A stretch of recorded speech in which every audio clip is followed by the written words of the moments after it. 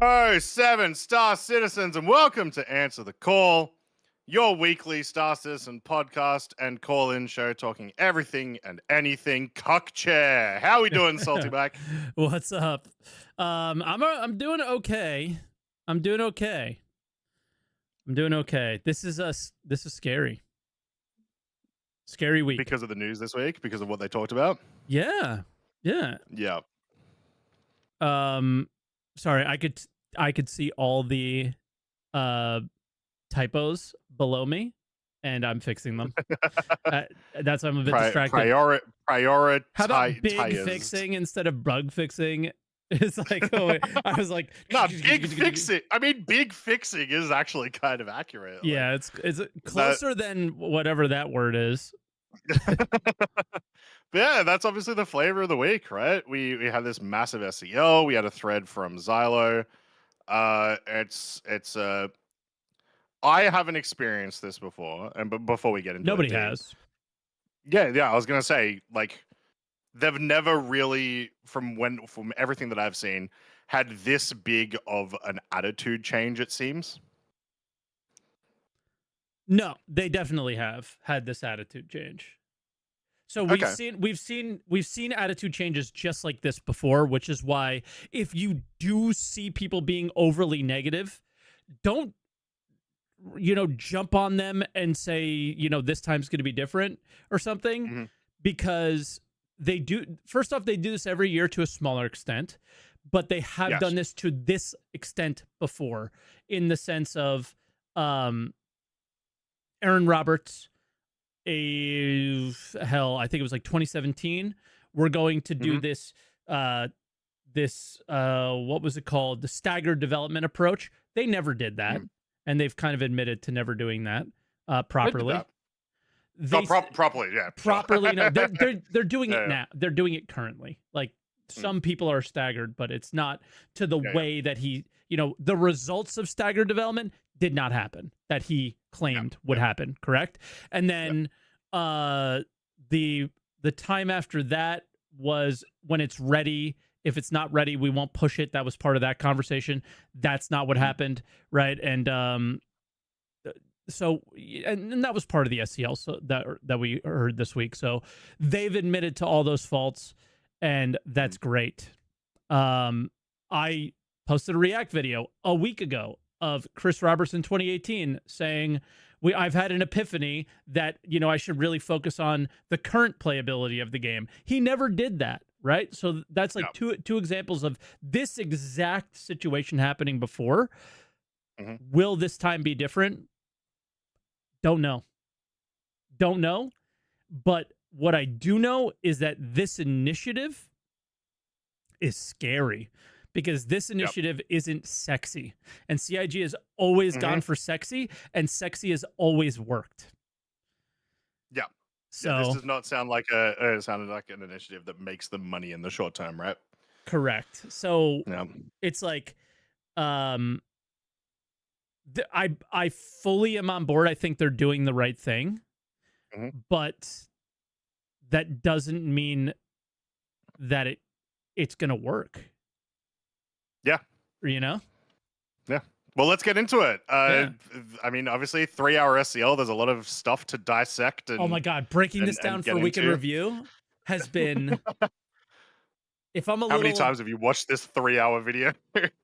3 times, and it's Oh, like, yeah, and I'm still trying to condense it into a like digestible, short snippets. yeah, for Yep. people. It's horrible. But I'm It glad they it did was a it. lot of stuff. Yeah, I'm really glad they did this SCL. The first major sort of video content of the year. We had them do the fortune the week before, but this one like felt actually heavy. Um, Benoit just talking for almost 3 hours straight about relevant stuff. Like every single sort of topic that got touched on felt Yep. important and felt easy to digest for the most part, Mhm. which is great. Focused a lot around like the whole start of it was, we've been having issues. We recognize we've been having issues, and we want to change how we deal with those issues, including changing how we actually look at the development of the game. Um, Once again, at least in terms of like live service patches, right? Yeah. So the big announcement was like, yeah, they want to move towards things that are got like smaller patches that are just going to be fix focused, as well as content that isn't like enormous. So like so they sort of use the example, you know, like we'll still see missions, we'll still sort of see, you know, those very sort of small features implemented over the course of like, you know, however long they want to do this for. But things like, you know, pyro and whatnot, that sort of stuff, not so much. Yeah, I think that's probably a really good example that you give there is something like pyro is not going to happen. Now, Yeah. they did not say, now, this is a little copium on my part, but at the same time, they did state this in the show, and people are going to doom and gloom, or they're going to be super excited or whatever. They're gonna go to the extremes. But if you actually listen to what they said, and since I watched the show 3 times, I was able to. They were very clear on stating that feature work has not stopped. Things like crafting, things like resource network, things like base building are being worked on still. But going all the way back to letter from the chairman, it doesn't even slow it down. It's just not going to be in a live patch.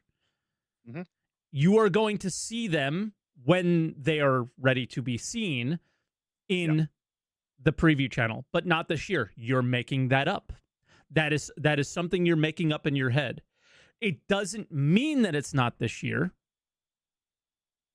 No, he specifically said it wouldn't, but okay. Yeah. The implication is that implementation of features will likely slow down.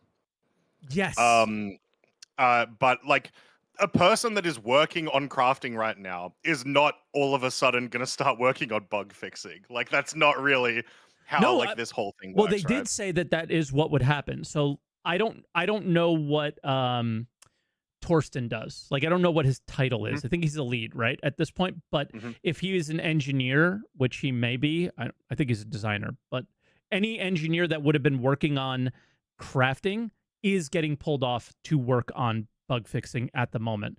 So, yes, obviously it slows things down potentially. Yeah. But the idea of it not coming this year at all is just that's pure speculation on your part. So and all we have is speculation. But they did say they were going to do these preview channels still. What's going to be in the preview channels? Nothing. The preview channels are for the features, guys. Yeah, a single bug fix, Mike. That's what's going to be in the preview channel. They're not doing it that way, right? And that's so there will be things there. Will they be crafting? Will they be base building? I would imagine we would see engineering and resource network stuff this year at the minimum. You know, our big guessing show of what we were going to have is probably not going to come true. I do not think we're going to be base building on a live server this year. Maybe we'll do some tiny version of it in a preview. Maybe we'll craft a few things in a preview. It won't be the full-on thing or something like that. But maybe you do. So I think if you're dooming and glooming and saying there's no way, and I've gone through this roller coaster over the last few days, that there's no way any of this stuff's going to happen, I don't think you were listening very well, because it is definitely still happening. I know Zero State and Jared had a back and forth on Twitter about it a little bit as well, about like what is a feature, what is content, and things like that.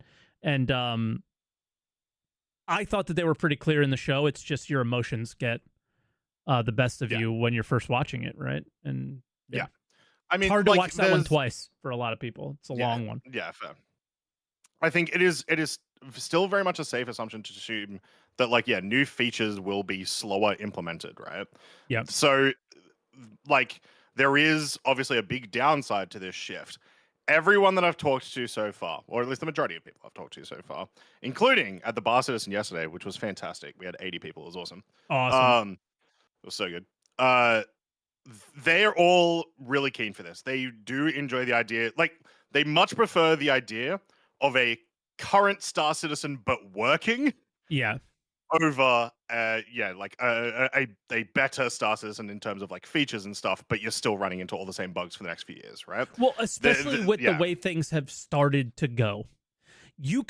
exactly. They can literally like have 14 miracle devs show up to the studio and make every feature that has ever been promised ever today. It would finish today.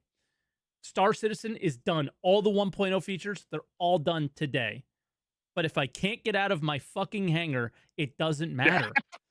It doesn't matter. And I think that they finally recognize that they have let this thing go for so long that if no matter what sexy thing they do, they couldn't sell it anyway. Yeah. They can't even sell a ship if you can't get to your hangar because the elevator doesn't work, right? Like, it has gotten so bad that they have no choice but to do this. Now, you said everybody was keen on it. I feel like everybody understands that this is the right thing to do because of what I just said. But I've noticed that nobody is confident. Nobody is exuding extreme confidence about this thing. Everybody has that little bit of nervousness and doubt.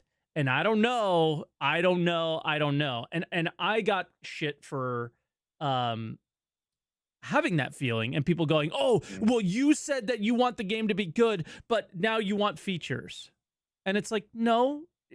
Yeah, I want both. Like, who wouldn't? Yeah. Right? Like, that's why we're here, to play the fucking video game, right? But it's going to be a balance.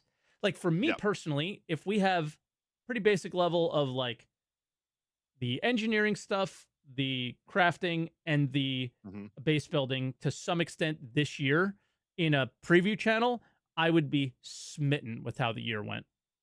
Yeah. Right? Because assuming the bug fixing and whatnot was also working. Was also happening.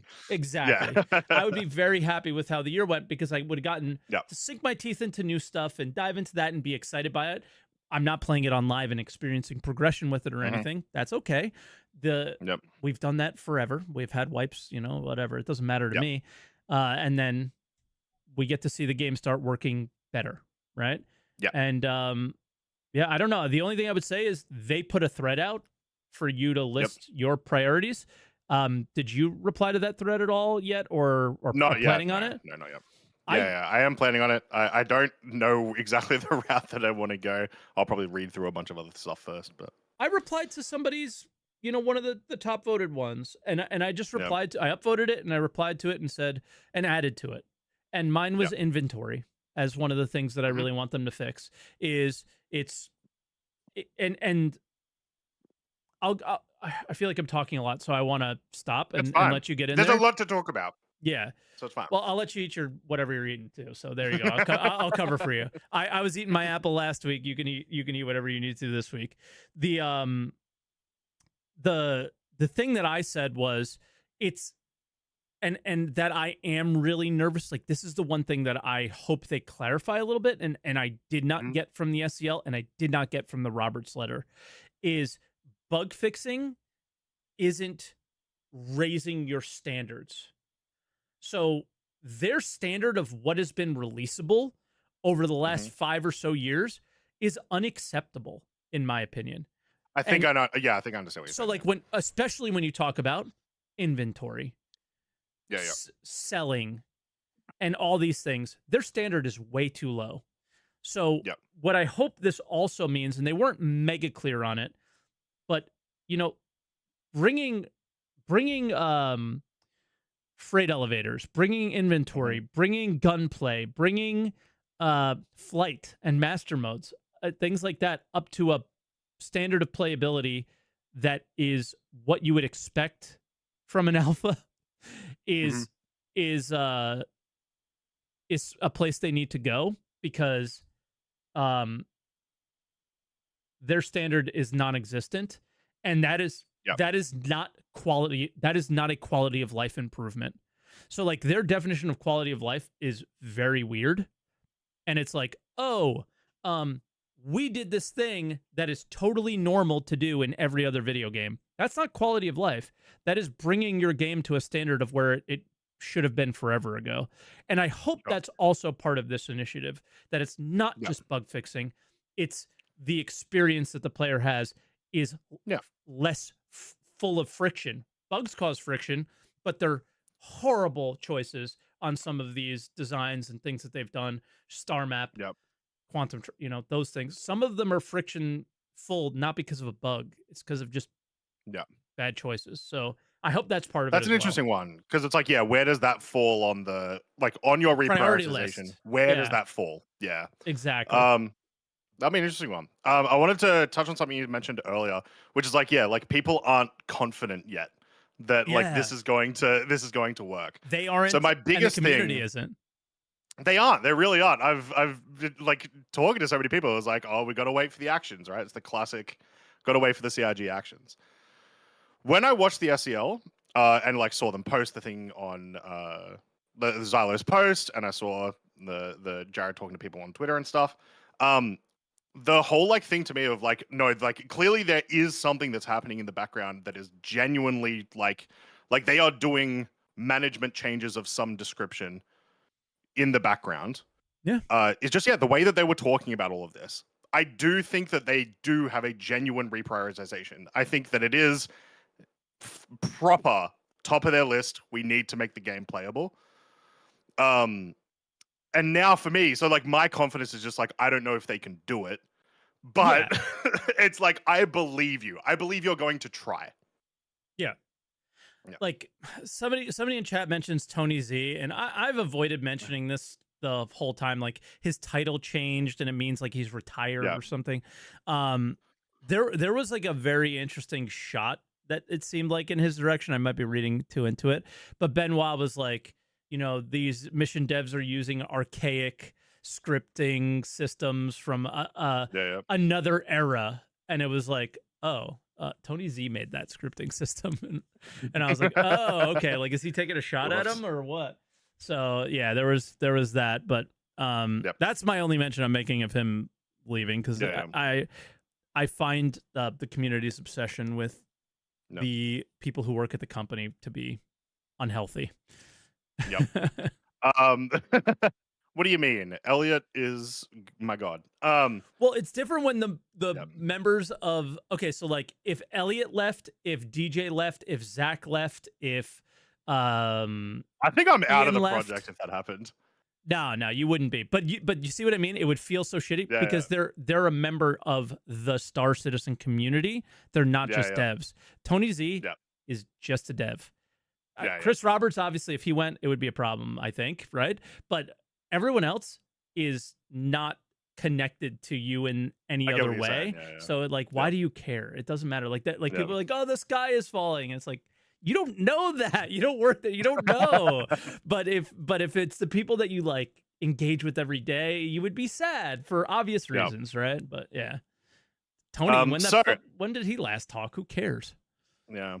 So what they talked about after they were like, "Hey, we're reprioritizing," bam, is they actually then said, Wait, and here are some of the steps that we are going. Well, we'll talk about that later. We'll talk about the cock chair later. Wait. But what about this? We've still got a 3-hour video.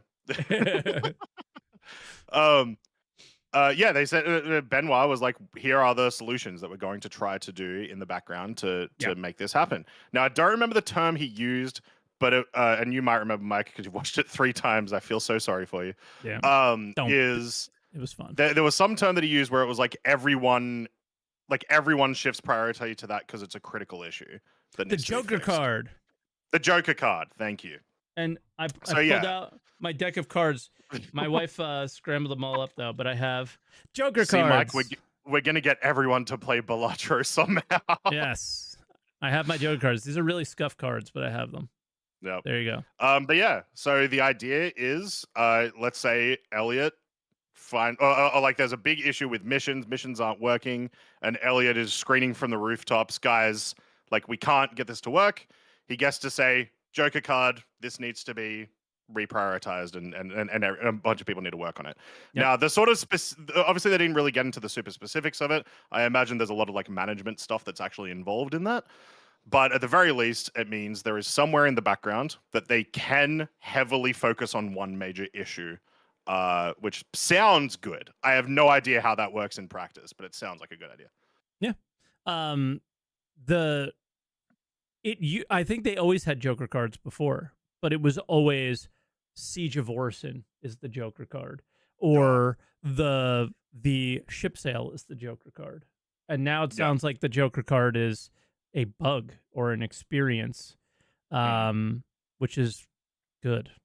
Hopefully, hopefully we'll see. But I have a lot of things clipped out. For a week in review, I'll go through some of the things that aren't going to get clipped out, and I just like listed them. Issue council is really important to them, but they didn't know that there are bots that are literally running the issue council. So I think they were made pretty aware of that during the show. I was spazzing out at that point. I was like, no, they're there. It's really bad. Like, you need to address this. I mean, they talk about that during the show. They talk about that it is a problem and that they're trying to solve it. No. Jared asked Benoit, and Ben was like, I don't know anything about that. And then Jared could see the chat freaking out and was like, can you promise me that you look into it? And he said, yeah, sure, I'll look into it. Okay, I must have missed that. Yeah. Because I was losing my mind when Benoit said that, because there are literal bots that are running the issue. It's horrible. Which, what a crazy thing. Like, well, they if give you're ships a person away. That, it's like giveaway bots on Twitch. It is insane. Like, holy crap. Anyway. Yeah, it's nuts. Other big thing is one of those devs that we're familiar with that pop in and out. If you guys are familiar with Ian, who showed the now I feel horrible because it's the thousands, lots of outposts. Lots of outposts. Starkitect. How can I forget that name? I'm sorry, Morphologist, the true Starkitect. He's a flex guy, so he pops back and like he was on CZs, but he's on Squadron 42, and he's just like, he bounces back and forth. So they take him where he's needed at that time. So he's one of those guys. I think they're just going to have more of them, is what they said. So, and that the flex people are only needed like before something's about to get delivered, not during the process of making it. Item recovery is a huge thing for them, and that's what next week's ISC is. So keep out for that. I'm sure that will be the topic that we discuss next week. And they're going to lay out what they're going to do now and all the way up until what they do for crafting. But Jared kind of gave it away. They're just going to give you blueprints and you're going to craft the stuff, and we're done with this bullshit. You're just going to have to make it. Love it. LTP is now a priority. If you lost your CZ stuff, they accidentally forgot to mark them to not get destroyed, some of them, so that's why you lost them. I was gonna say, it was very funny that it was like people are saying LTP is not working. It's like, no, it's not necessarily not working. We just accidentally deleted all of it. Our bad. Sort of. Like, it also doesn't work consistently. There's like, he was like, it's really complicated and we got to get better. It's one of our priorities. So that was good. And they also said that when they get to a problem and that problem requires a rework, instead of band-aiding it all the time, we are going to rework it now. That's where I lose confidence. And that's where I'm like, okay, how long can they hold out for without having to do some marketing? Well, how long can they not market, right? And because rewrites take a long time. Reworks take a long time. So we know there's one with the transit refactor. We know there's been one with the mission refactor. Sounds like they want to do one with long-term persistence. What else are they going to... How many years will this stuff take? And how long can they hold out on some of these? And will they kind of break at some point? Is where I feel like at some point they're going to. But on I kind of want to shift our conversation a little bit. How do you feel about this narrative push? Have you finished phase 2 yet on any side? No, I haven't even finished phase 1. Still far too many issues. Shit, I can't. No, I know what happens, but we should not talk about the story ending just at all. Far too many people here are not going to know. I know, Mike. I really want to because I know what it is, and I really do want to talk about it. We shouldn't. We really shouldn't. So, okay. Mike's in pain. All I'll say is, all I'll say, at least in regards to it, is when I did hear about it, I was very impressed. And it's very cool, and I love it. And I think they did a really good job. It was too subtle. It was too subtle. Like, it's okay to be sneaky, but it was too subtle. Astrobub, I believe, already made a video about it, just so you know. So if you guys want to know what we're talking about, I think he's made one. If not, I'll be giving it away and we can review. So there'll be spoilers there.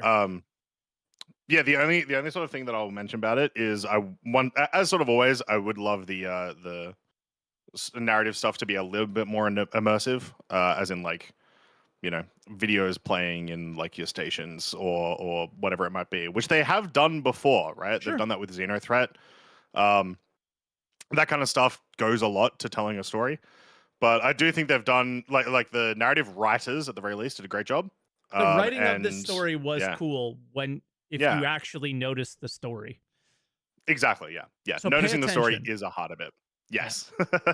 That's all we'll say. So yeah, I love a narrative shift for sure. And that gets talked about during SCL as well, is they do like one of the things that will also be a result of them reprioritizing into like bug fixing and whatnot is when we do see content in the game, it is going to be more narrative focused. So things like these kinds of missions that we've been getting, I imagine, will continue.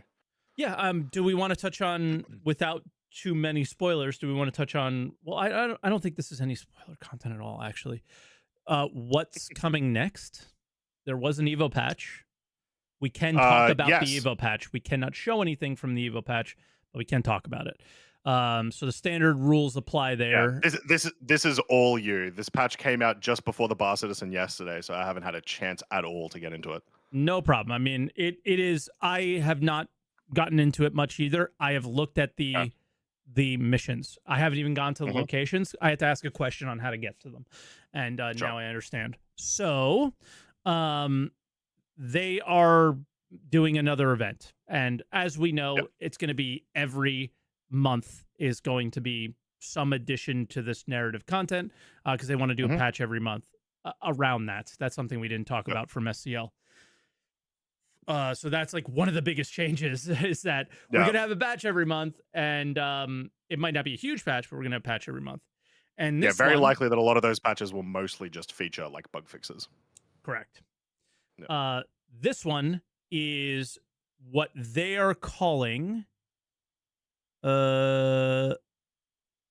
Supply or die. Yeah, supply or die, but I was looking for where it says it's the jump town in Pyro. Oh, here we go. Yeah. Supply or die is Pyro's answer to jump town from the Stanton system. Now, again, I feel very blessed that some devs hang out in chat. One of the producers for the PU, Phil, was in chat when I was discussing this. It is not jump town at all. It's not, but when you think about, have they run jump town since we've been in a server meshed environment?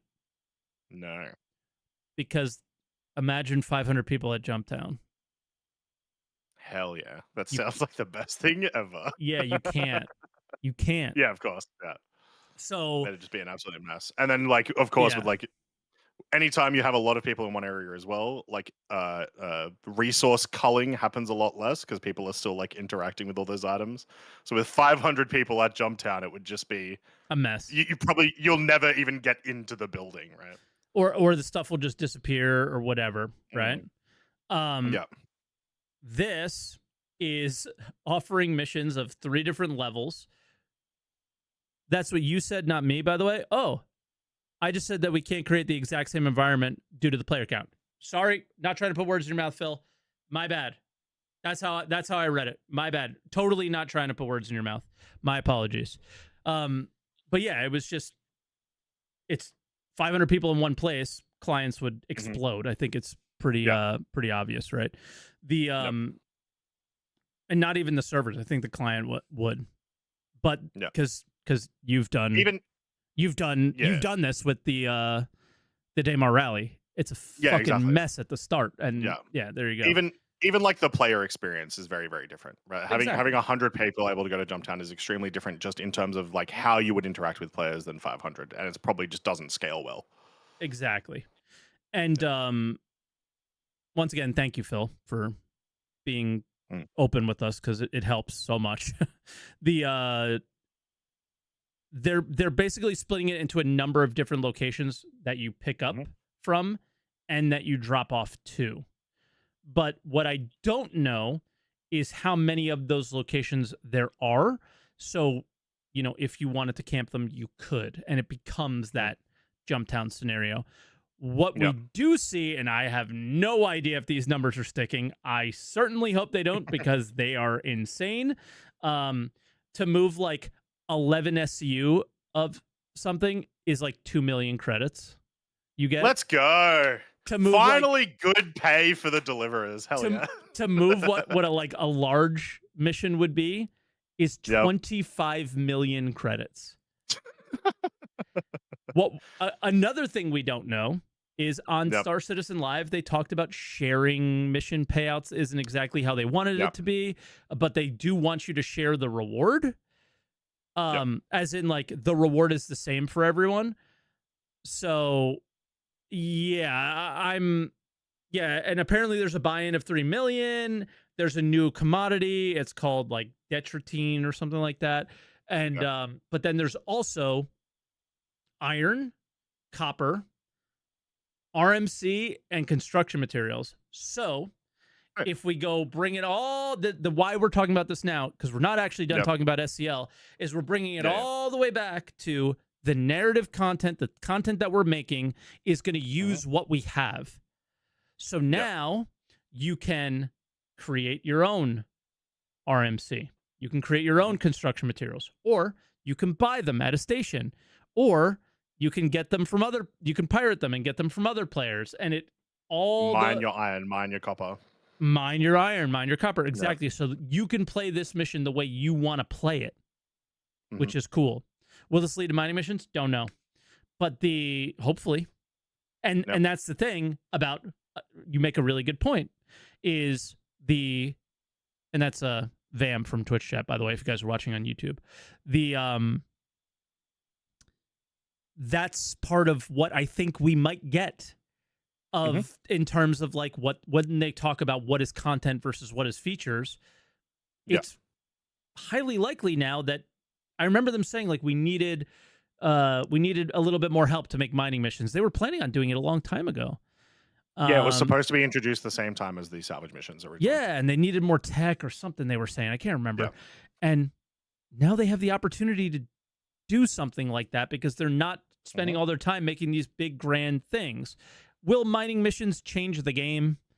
No. But will they be fun for that month while you go into, waiting for the next patch? They might be, yeah. Plus, regardless, it creates a new avenue and therefore more complexity into just like the whole feature. It's new content. Even if it is small, it matters. It is content. It's new content. So yeah. So I don't know. It's cool. So we'll see what happens, and can I link this page? Sure, I can. And if Croncy, if you want to grab it, you can. I very much doubt those numbers will stay. The like getting like the 25 million stuff. That's nuts. But it's it's like day one of Evo. So like we talked about like sinks and faucets, like that's a fire hose. That's a dam breaking of a faucet. So I'm not really sure what they're going on with these missions. Like, I was just doing cargo missions before we did the show, and like, you just make money hand over fist in the current game, and I'm not sure what they're going for here yet. I hope it's like, all right, we inject lots of money, but you're gonna start losing your stuff soon, so you need to buy it back or something. Like, this could be like a precursor. It could be like a precursor to them starting to mess with claim timers. Or permanent inventory loss. We'll see soon, I imagine. Yeah, like, you can't complain about your 890 jump costing this much to expedite because you literally have 1 billion credits in your account. Shut up. Yeah. But then go buy another one. But then again, it puts us in the exact same situation that we're in now. It changes nothing.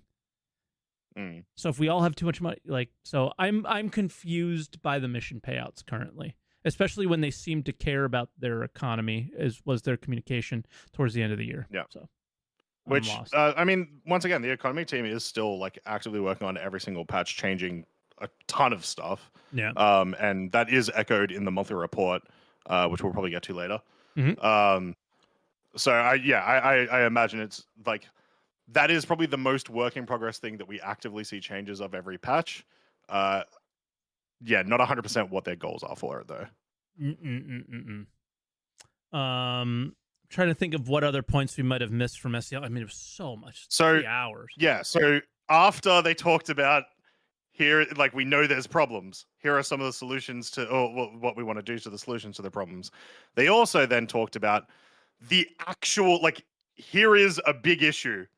Go. What caused the issue? Like, how do you guys want to fix it? And that was like a solid hour of the show, hour and a half of the show. It was just them going through those, which was cool. It was like really good to see them go like, I can't remember what the thing was. It was like one of the ways that it might have been staggered development where they said, yeah, it's shit. It didn't work or whatever. It was something that they were talking about. And it was kind of cool to see them be that candid about, I think it was the hey, go, yeah, no these things go. really did not work. We Go, just no go. we Thank you. just Yes. ignored it. Yeah. They're like, it didn't matter what we didn't. We never had the meet. Like, it just we went no matter Yeah, what. it just became go, go, go. Yeah. Is what they said. And then them talking about like all of the big specific issues was interesting because it sort of gave me, at least me, a little bit more context about like why these things come back all the time. But then Benoit still presenting with like, and here's why we're going to try to fix it, or how we're going to try to fix it. Yeah. With like this new attitude. And that was like the majority of the show. It was very informative. If you have not watched it, still definitely watch it, or you can watch SaltEMike's Week in Review coming out tomorrow. Make sure you guys check it out. But I'm sure I'm missing things from in that one too. Yeah. You know, it's like there is a lot of things to miss. Yeah. To be fair, so yeah, and there's a lot of things to see. So yeah, it's one that throughout the week just slowly get through it. I think it's pretty good. Towards the end, like what you were just talking about, I don't think that was as important to listen to. But if you are really interested, then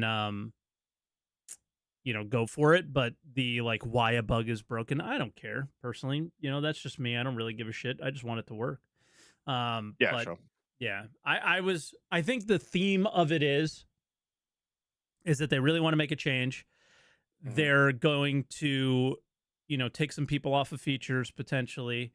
They are not going to push a patch that has to have a certain feature in it, which is, I think, the most important thing.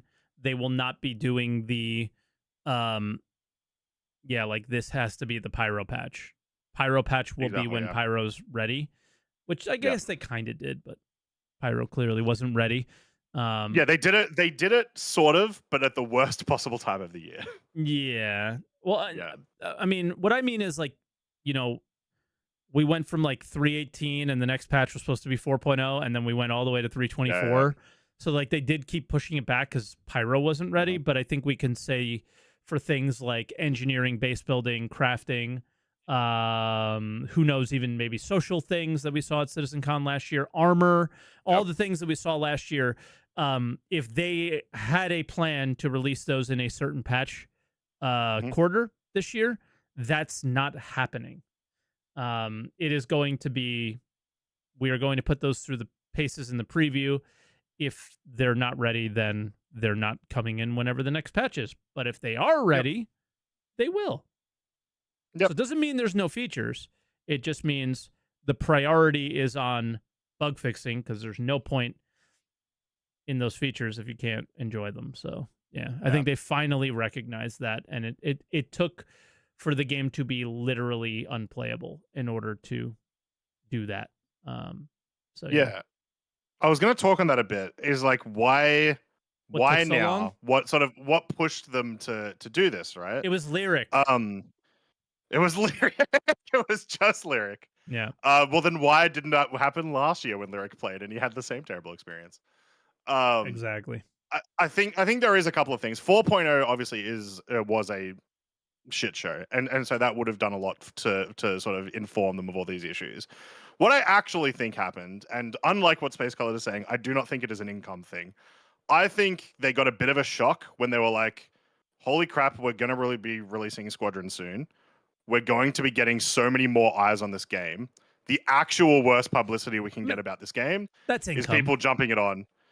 Oh, sure, yeah, but that's like future income, right? Yeah, Like yeah, I'm saying, it had nothing to do with like ship sales from last year type thing. yeah. I think they were like, "Holy crap!" Like if the game is in this state in a year and a half, 2 years time, the project will fail. Yeah. Yeah. 100%. And I think yeah, so I think that's why they're doing this now, why they're in that mode, at the last possible minute. I'm happy they're in it though, for sure. NYTRYL YIL in chat says, "We want features, not bug fixing." Who are you? Is this guy the president of everyone, of the entire community? It's the person that was in SCL. I did love, like, yeah, Jared called someone out. Like, as everyone apparently in the SCL chat is like, love it, bug fixing, yeah. Someone said that. And then Jared just shat on them. Yeah. Cutlet put you on his kill on site notepad because you said he was wrong. But joke's on you, Cutlet. I don't need you to kill me. I blow up myself. Yeah. No, I think you are kind of on it, but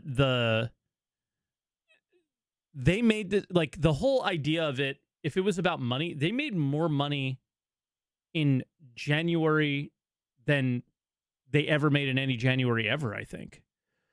So like, I wouldn't be surprised if that's the case, game's in a horrible state. They're still making money, which is nuts, right? But I think they do know that last year it was a struggle to make money. We talked about, I brought it up a million times, how many times they did ship sales and how far they had to push and how much they had to squeeze money from that stone to get it out. And I just think they realized they probably couldn't do that this year because of the state of things. And, and Morph pointed out, plenty of people pointed out the lack of new player acquisition it's gonna hit them. Slowed down a lot. Yeah. The to support your point, we had the biggest CitizenCon of all time, and October last year was like the worst October in 3 years. Yeah. In terms of revenue. So like what does that sort of say to you, like, as a company, when you see that? You mean, like, holy crap, so many people want to play the game, but they're not spending money. Why? Well, it's like, well, they can't play the game. Probably because we can't play. So yeah. It's likely a combination of a bunch of things. One of the things that Benoit specifically said, like, later on is like, all the directors are on this, like, all the directors of all the areas of the game are on this initiative. Also sort of says to me that, like, no, this was also like a higher up type decision. Like, this was like this. It can I only don't think come anyone from there. fought against it type thing, Ooh, I wonder if that's true. Like, I wonder if people, I wonder if people in marketing, like, we know the marketing director isn't there anymore, but that doesn't mean that there isn't a new one, right? Yeah. And I imagine there was like, but how am I going to sell this? I mean, another thing from Star Citizen Live, I'm sure we'll bring it up throughout the show. There's going to be less ISCs and SCLs and all that stuff. And I mean, I'm sorry, like, Morphologist has a ton of referrals, right? Board has a ton of referrals. A lot of people have a lot of referrals. The channel that has the most referrals is the Star Citizen YouTube channel. I would almost guarantee it. And that is a big part of their marketing, right? And to just have to stop that is not, it can't have been an easy decision. No, I don't think so. Yeah, I will say I don't even know if it's the right word. The, like, homogenization of SCL and ISC that's going to happen this year is likely more to do with the fact of there's going to be less features to talk about. Yeah. Rather than necessarily them being able to produce the content. No, they're able to, but there's no content to produce. Exactly. So what I'm kind of hoping that they do over the maybe not this year, maybe once they get more into the rhythm of it, is I would love to see obligatory Eve reference every single week. CCP do a weekly show, and sometimes, in fact, most of the time, they're just in like a squad, and they're just doing some PvP and stuff. And I actually would really love to see some of that from the CIG devs. Like getting to see the people that make your game enjoy the game just does a lot for community building. And that's what, those shows sort of are designed for anyway, those ISCs and SCLs and stuff. Well, what people like myself question, and I see some people in Twitch chat also, Mhm. I don't think many of us believe that they enjoy their game. I think there are very few people that do. The only person that I know for a fact jumps in and plays Star Citizen is Elliot, and he likes doing the cargo missions. That is the only person that I am fully aware. No, Elliot, Lars, and Ian sometimes play the game. Those are three people that I know for sure. Everyone else, we don't know. And people believe because of the state of the game, because of the decisions made, probably not by those developers, let's be honest, right? The mentality is the game is so bad because the developers don't play, when the reality probably is the game is so bad because marketing has run this game for 5 years into the ground. So now something has changed, whatever it is, don't care, but something's changing. Oh yeah, Torsten plays as well. But the thing, no, there are definitely a lot of CIG devs that play, but exactly what you just said is why I want to see something like this. Yeah. Because I guarantee there are a lot of them that actually play. No one gets to see them play. No one gets to see them actually enjoy the game. And I'll add on to it. Todd Pappy, rest his soul, he came on a show one time and just played. Came on an SCL and just played, and his knowledge of the experience, that he knew how to play, that he knew all the bugs, knew all the bad experiences, knew what was going on, just took my confidence level to like 1 billion for him, because it was like, oh shit, he's not just some leadership guy that doesn't know what's going on. He's not just some shitty manager, that. So it helps. Yeah, it helps. So I agree. So CIG weekly jumps into contested zones is what I expect to see this year. I mean, absolutely. Somebody asked what SCL is. It was a long time ago, man. Like they weren't in the basement, but it was, I'm pretty sure it was like old school LA studio stuff. So like in that back room where everything echoed like crazy. So yeah, it was a while ago, so I don't know if I could find it. Look up Todd Pappy, maybe you'll find it scrolling through on their YouTube channel. Yes, CIG join up with Space Color to do pirating. Like that sort of stuff would be sick as hell. And it would just like, now that there's going to be a little less video content, I think it'd be a fun sort of suggestion for them to do. The lore team going through the narrative missions, right? There's a great one. Yes. And plus, you know what? Those bring guys, back lawmakers. Yeah, go. Those guys, like when they get together, their banter between each other. The lore team is no offense to any of the other devs, like them as a collective seem like they go out for beers after work all the time. Like they're all friends, and you just feel. Well, yeah, they've got their D&D game afterwards, I imagine. Yeah, Isn't that how all lore teams work, right? I have no idea, but they're awesome. So. But yeah, like bring back like Lawmaker's Guide to the Galaxy, but as like an SCL type thing, where it's just like, hey guys, let's chat lore, let's go. Yeah, but I would do it with them going through the narrative missions and being, like like going through phase 1 and giving the hints towards the end of phase 1, maybe. Doing winks every time, like something to the thing happens. Yeah, it'd be sick. Now the actual content itself, I was a little confused, but I've since rewatched it. So ISCs and SCLs are essentially going to like rotate every week. We're going to get like one or the other. The new show, which we got to experience like previous week, the ship, what is it? Ship something? The new monthly one. Yeah, ship breakdown, something like that. I can't remember. Ship breakdown. Yeah, that seems to be in addition, because next week we are getting on exactly. So next week on Behind the Ships. Thank you. We're getting a one on Tuesday, which I believe is going to be about the Heartseeker, from what I can tell, or just the Hornet 2 at the very least. And then we're also getting I believe an ISC, not an SCL. like a more video structured one next week. Oh yeah, definitely an SCL or not an ISC, excuse me. Yeah, okay, cool. About the item insurance. I'm pretty sure, Yeah, right? So, yeah, but just bringing up the sneak peek for yeah, the yeah. reference is that's a Super Hornet.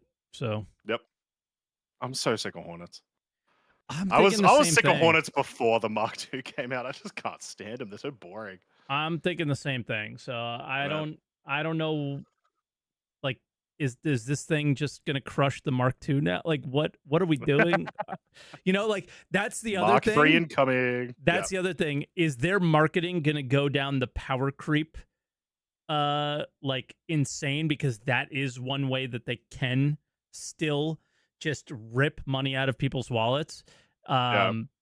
Could do that. They could do that, Yep. but like I don't use any of my Mark 1 Hornets, and like I love those ships. Yeah. It's like that's sad. Fair. I'm sad now. All right, we've talked about the SCL for roughly 50 minutes because there was a lot of stuff in it. Genuinely, go watch it. We would have missed a ton of stuff ourselves. Yeah.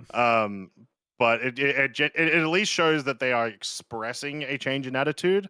As always, we'll see what the first few patches over the next month or two happen, and sort of if that confirms what they're saying they're trying to do, which I am optimistic about it. Yeah. Anything on the month report other than it was kind of a nothing Not burger? not a ton of stuff, mostly because a lot of it got covered in the November-December report. The January report's usually quite short because they're gone for about that first week or so, and then it's a planning month, right, for most of the year. We're still getting the Valacar. We are still getting the Valakar. And not We're just also, the big one. All of them. Yeah, they specifically say animations for all sizes. Mm-hmm. They talk about a new type of AI that they're wanting to introduce, Spec Ops. Yeah. Not that. That's not what I'm referencing. That was going to be the other thing. It sounds like a mission giver, based on what they're talking about. It's in like the literal like first paragraph of the monthly report, but it's very vague still. So it really could be anything. They do Prototyping an talk about upcoming NPC that will utilize the amalgamation of several behavior types. Okay, I don't know what that means. So like that kind of what Herbie's saying, that could be worm AI, but I would imagine worms are just like aggressive. Yeah, and that's it, right? So not 100% sure what that could actually end up meaning, but it seems like it could be like a mission giver, or possibly right now NPCs are either like aggressive or they just don't have guns. Yeah, maybe this is both. It's a character that like freaks out but then grabs a gun and becomes aggressive or something. Who knows? Also, like, here's the thing that is very interesting to point out as well is work was done, but I don't think it was completed on a proprietary tool that will allow the designers to generate a script of the in-engine dialogue flow to ensure the lines work as intended. There was no talking in any of the Fight for Pyro or Stave Stanton events. Yeah. None. Yeah. Wonder if something sucks and broke and they needed to make a new tool, and that's what this is. So that could be the case. Yeah. That would be nice. So yeah, that sort of stuff's still getting worked on. They talk a little bit as well about some like carryover AI from Squadron as well, which I just assumed they were different AI, but cool. That makes sense. No ship section this week, but last week we had a massive one that was just like, hey, we're working on 20 ships or whatever. Yeah. Poor gameplay is like, yo, game dev is hard. Economy is like definitely written by Elliot for sure. Is like, we're just giving you all the money. Yeah. And yeah, so there was a lot of stuff, and then obviously they talk about the phase 2 there and mission design and stuff as well. There was also like one maybe small snippet thing, which is I really enjoy once again, which is they talk about weather again, and apparently as they're trying to develop rain, they were like, this could work well for fog clouds, so they're looking into that now as well. Yeah, to replace your like ground fog and stuff. But a short monthly. But yeah, very short monthly report, as you should expect every January. I imagine the February one's going to be a lot thicker. Yep. Especially now that they put it out there, they can now say what they're doing. It won't be sexy. None of this stuff's going to be sexy, but you're going to go, oh, they worked on that bug that I hate. let's go. Yeah. You know, hopefully that's the excitement levels. But again, But you, is they even said it, like, are we going to hit the point where we fix all the bugs and then everyone realizes that the game sucks everyone's and they want shouting more for features. Yeah, they're gonna hit that point. They're gonna hit that happen, point. yeah. And as long as you actually fix the reason for those things happening, then you can bring in those features, and it's not going to cause so much instability that everything's just going to die the way it is now. So, Yep. Yeah, we'll see. We'll see. But you know what is sexy though, Mike? Everyone's been waiting for it for the whole 56 minutes. The new subscriber flare. Oh yeah. Oh wait, that's a sneak peek. There it is. I have not seen the community this upset. Like not upset. This like they were just like the community infighting. The community infighting over this item is hilarious. Wait, they were infighting about it? Yeah. You either, there is no middle ground. You either absolutely love this as an item, which I do. I think this is very fun, or you are furious that this is an item. Really? I'm like, yeah. I just don't care. I am the just, oh, it's a Valentine's Day item. I'm never gonna use it, but I'll sell it to somebody who wants it. Like there's definitely a market for somebody who wants this, but I'm not gonna you know, hate on what you think is cool, you know.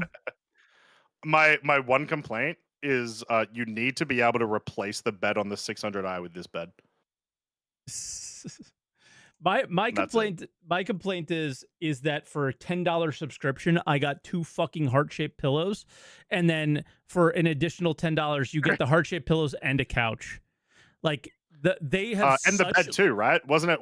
You get everything. The bed you have to buy for $10. Oh, right. So there's the $10 sub, the $20 sub, then the store, then a package. That's how they do it now. Yeah. And yeah, I feel like I'm being fucking disrespected as a $10 sub, like over and over and over again. Fair.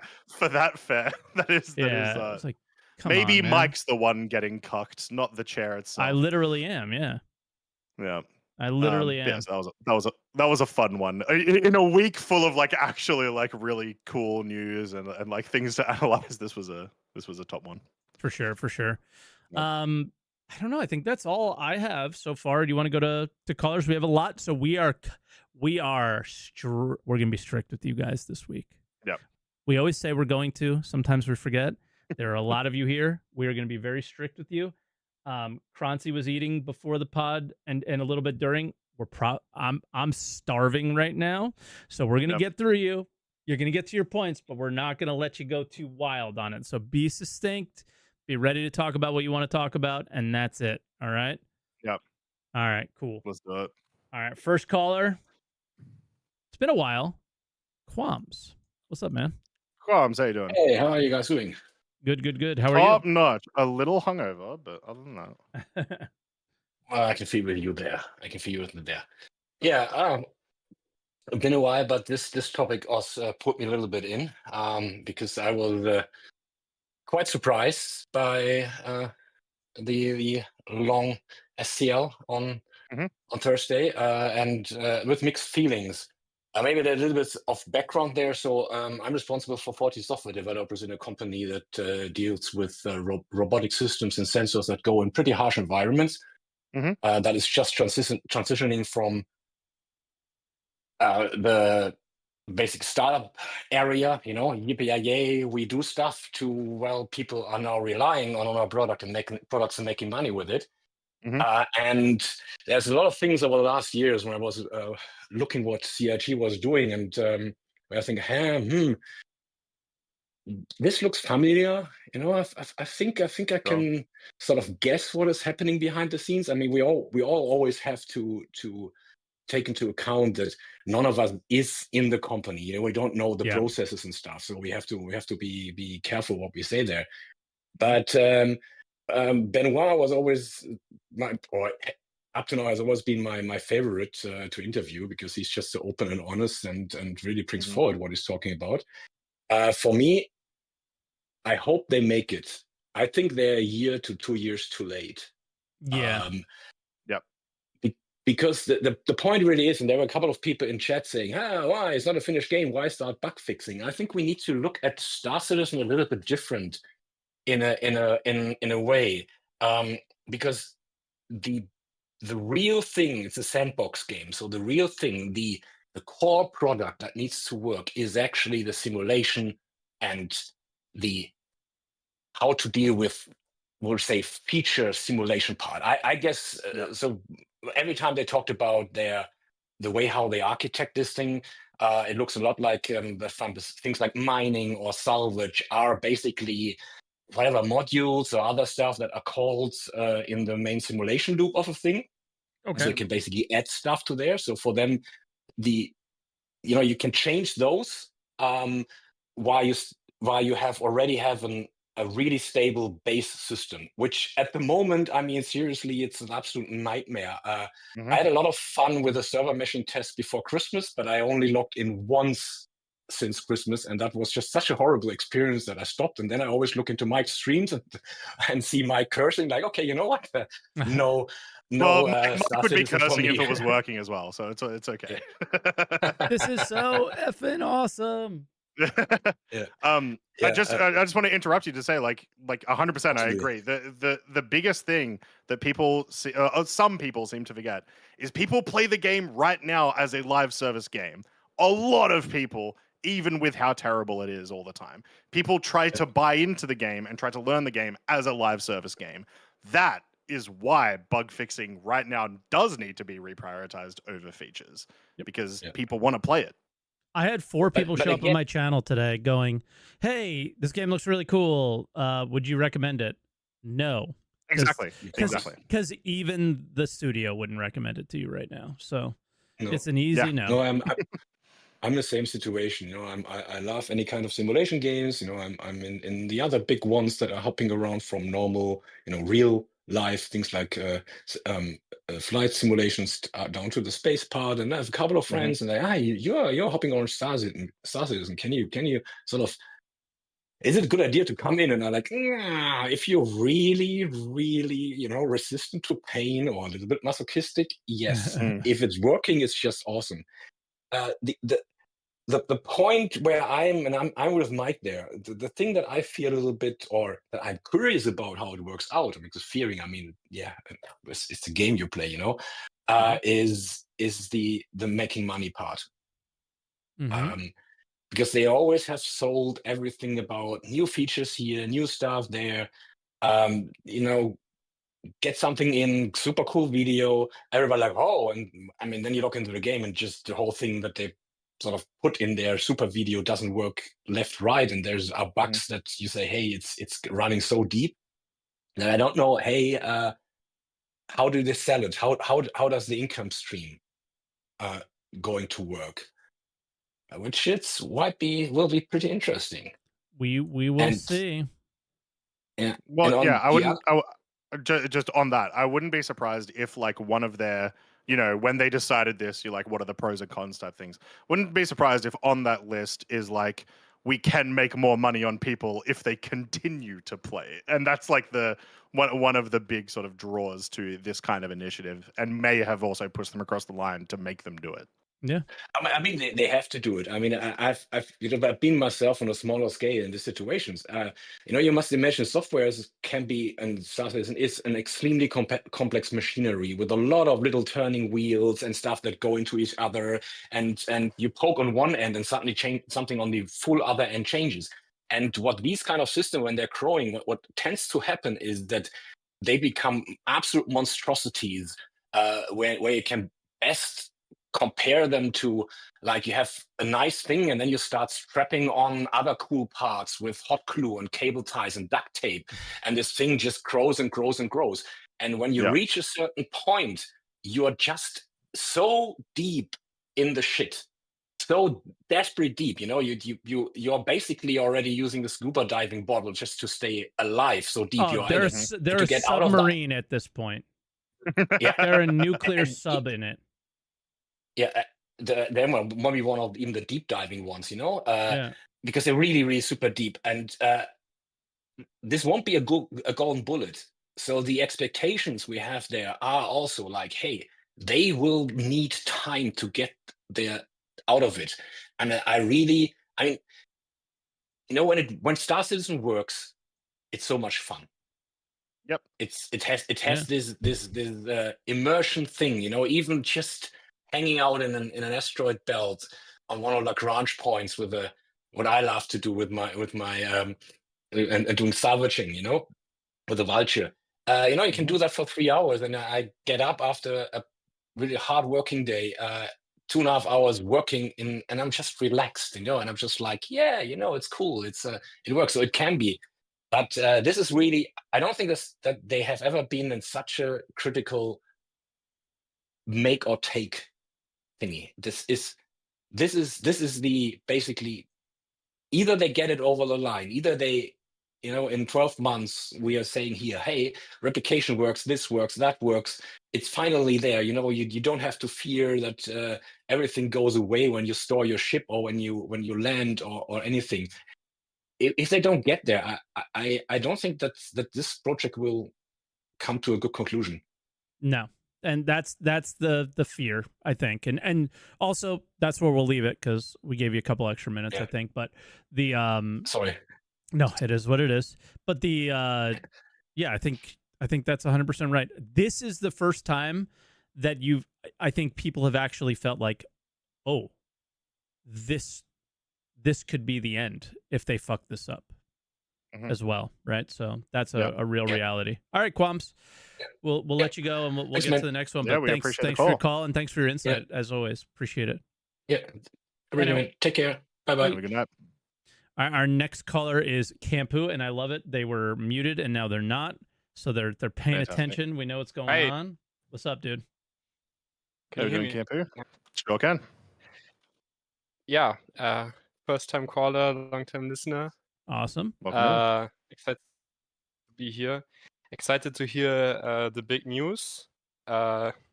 It's not all positive, right? There's a bit of anxiety. Yeah. Included. And you have to ask yourself, is this game like ready to support all of this like stable environment stuff? Because I'll be honest, I'm like a typical Star Citizen player. I don't actually play the game. I have a lot to do. And spending longer on the Hangar website. Yeah, well, thankfully not. I did. I bought like a Caterpillar, and that was it many years ago. But yeah, anyway, it's not really worth my time right now at the moment. Like, I've realized that I'm a student and I work part-time. And then I'm wondering if it becomes that and I play this game and I grind some money, I get my ships, what then, Nothing. I'm not sure. That's where they're gonna. So I think the part that we're missing is if they get some of the nasty ones, they could start to probably creep in features. Like, I'm sorry, elevators are horrible. There's an elevator fix, hopefully, in 4.0.2. They were talking about another thing from SCL we didn't bring up is like the self-healing stuff that they want to do. That's going to be in 4.0.2, apparently. So if that's in there, then all right, we're dealing a lot less with elevator problems. They might take longer to get to you, but they're going to get to you. And then it's like, all right, some freight elevator issues. If those gets fixed, then what could they do? And I don't know, list off whatever's bothering you. But then, so I don't think that we're getting nothing. And I do think that they could help. I don't think we're going to be playing what we play today 9 months from now. It's going to look a little different. It's just not going to look insanely different. And I would agree with you. There's not enough there to have me jump in this game and truly play this game every day. Like, I was doing cargo rep. Why? There's no reason.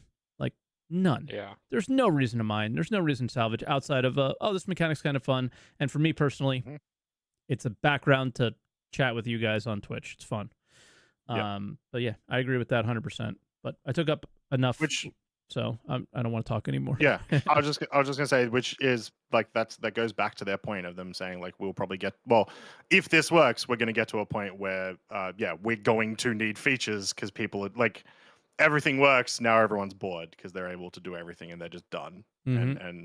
And you know, like there is a lot of sandbox stuff you can do, but there's only so much. So I think what we'll see, and also sort of with what they mentioned, is like we said, we will still be getting content. I imagine the mission team are going to continue working on stuff, especially once people are able to finish everything because they can log in frequently. Working on some like, you know, more high-end stuff, some more late game type stuff. I think in the SCL they also specifically mentioned like the mission team has had a lot of problems with like the old code and the old refactor. So that could be like a potential blocker for that type of content. What I'm hoping is that we at least get soon enough fixes to enjoy it for like 6 months, and then go from there. See what it looks like then. Yeah, I don't know. I'm just excited to be able to say that like Star Citizen is my main game. I Yeah. backed a long time ago, and I'm excited to see that. I just right now I don't think we have all the features, but I don't really think they have a choice at this moment. They really have have none. to fix this, or else I don't think people will just pay forever for JPEGs, you know. Mm-hmm. And It's I showing. wouldn't You say need that much. to Have you fix the seen game. anyone play a gacha game? I mean, I won't continue to pay for JPEGs, but I wouldn't be so sure Yeah. that they wouldn't. But as we've mentioned, probably one of the biggest issues in terms of them funds and like the future of the game is the new player acquisition. Yeah, I because I see a lot of people. I think Mike, you said this too, that you're nervous about the funding.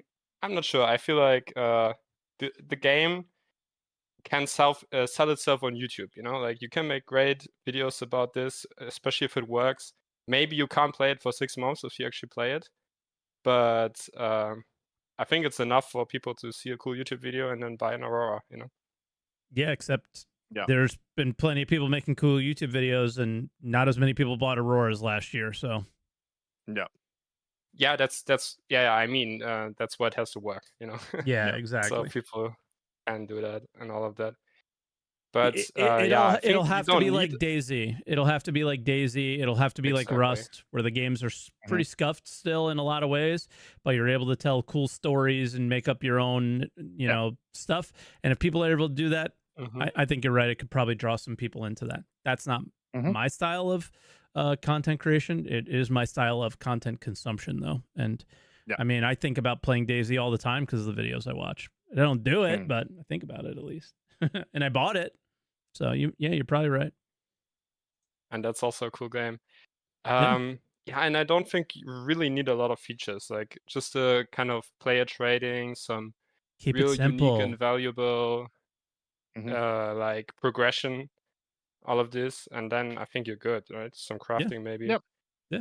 For I'm sure. just it's kind of a meme, but do you guys think we'll see all the 4.0 features by the end of this year? No. Something you'll get fully cut for a while, probably. Yeah. I will say we'll probably see kinda most crazy. of them by the end of the year. Like I imagine we will see engineering. I don't know about fire. That looks like it could be like a buggy nightmare, honestly. And just not necessary. Yeah, exactly. Like it'll be cool, but it doesn't like completely change how you play the game, type thing, right? I think we could also probably still see the pyro emissions that I can't remember what they're called at the moment by the end of the year. But something will get cut for later. Yeah, for sure. Plenty of things, I'm sure.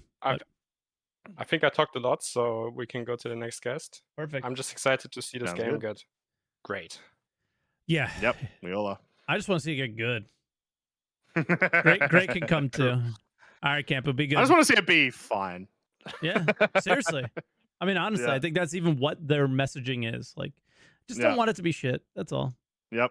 All right. All right, let's bring in our next caller. Our next caller is Frosty. What's up, Frosty? Frosty, how are we doing? All good. Lovely. So after the SCL, kind of like meh. It is a needy thing, but it's kind of a most of these things should have been addressed ages ago. The two reasons why they're probably doing this is first is server meshing. It's brought issues that were known issues, but it's kind of things where they couldn't ignore it anymore, and they've got to do this. And probably the second reason is Squadron 42. That is a definite. Because I will say, I think a lot of people missed in the SCL. Benoit said that they want to finish out Squadron 42 this year, by the end of this year. And if you want to go into the business and, making money aspects, if you're doing this now, and obviously it's because, when Squadron 42 releases, you're going to have people influx into the PU.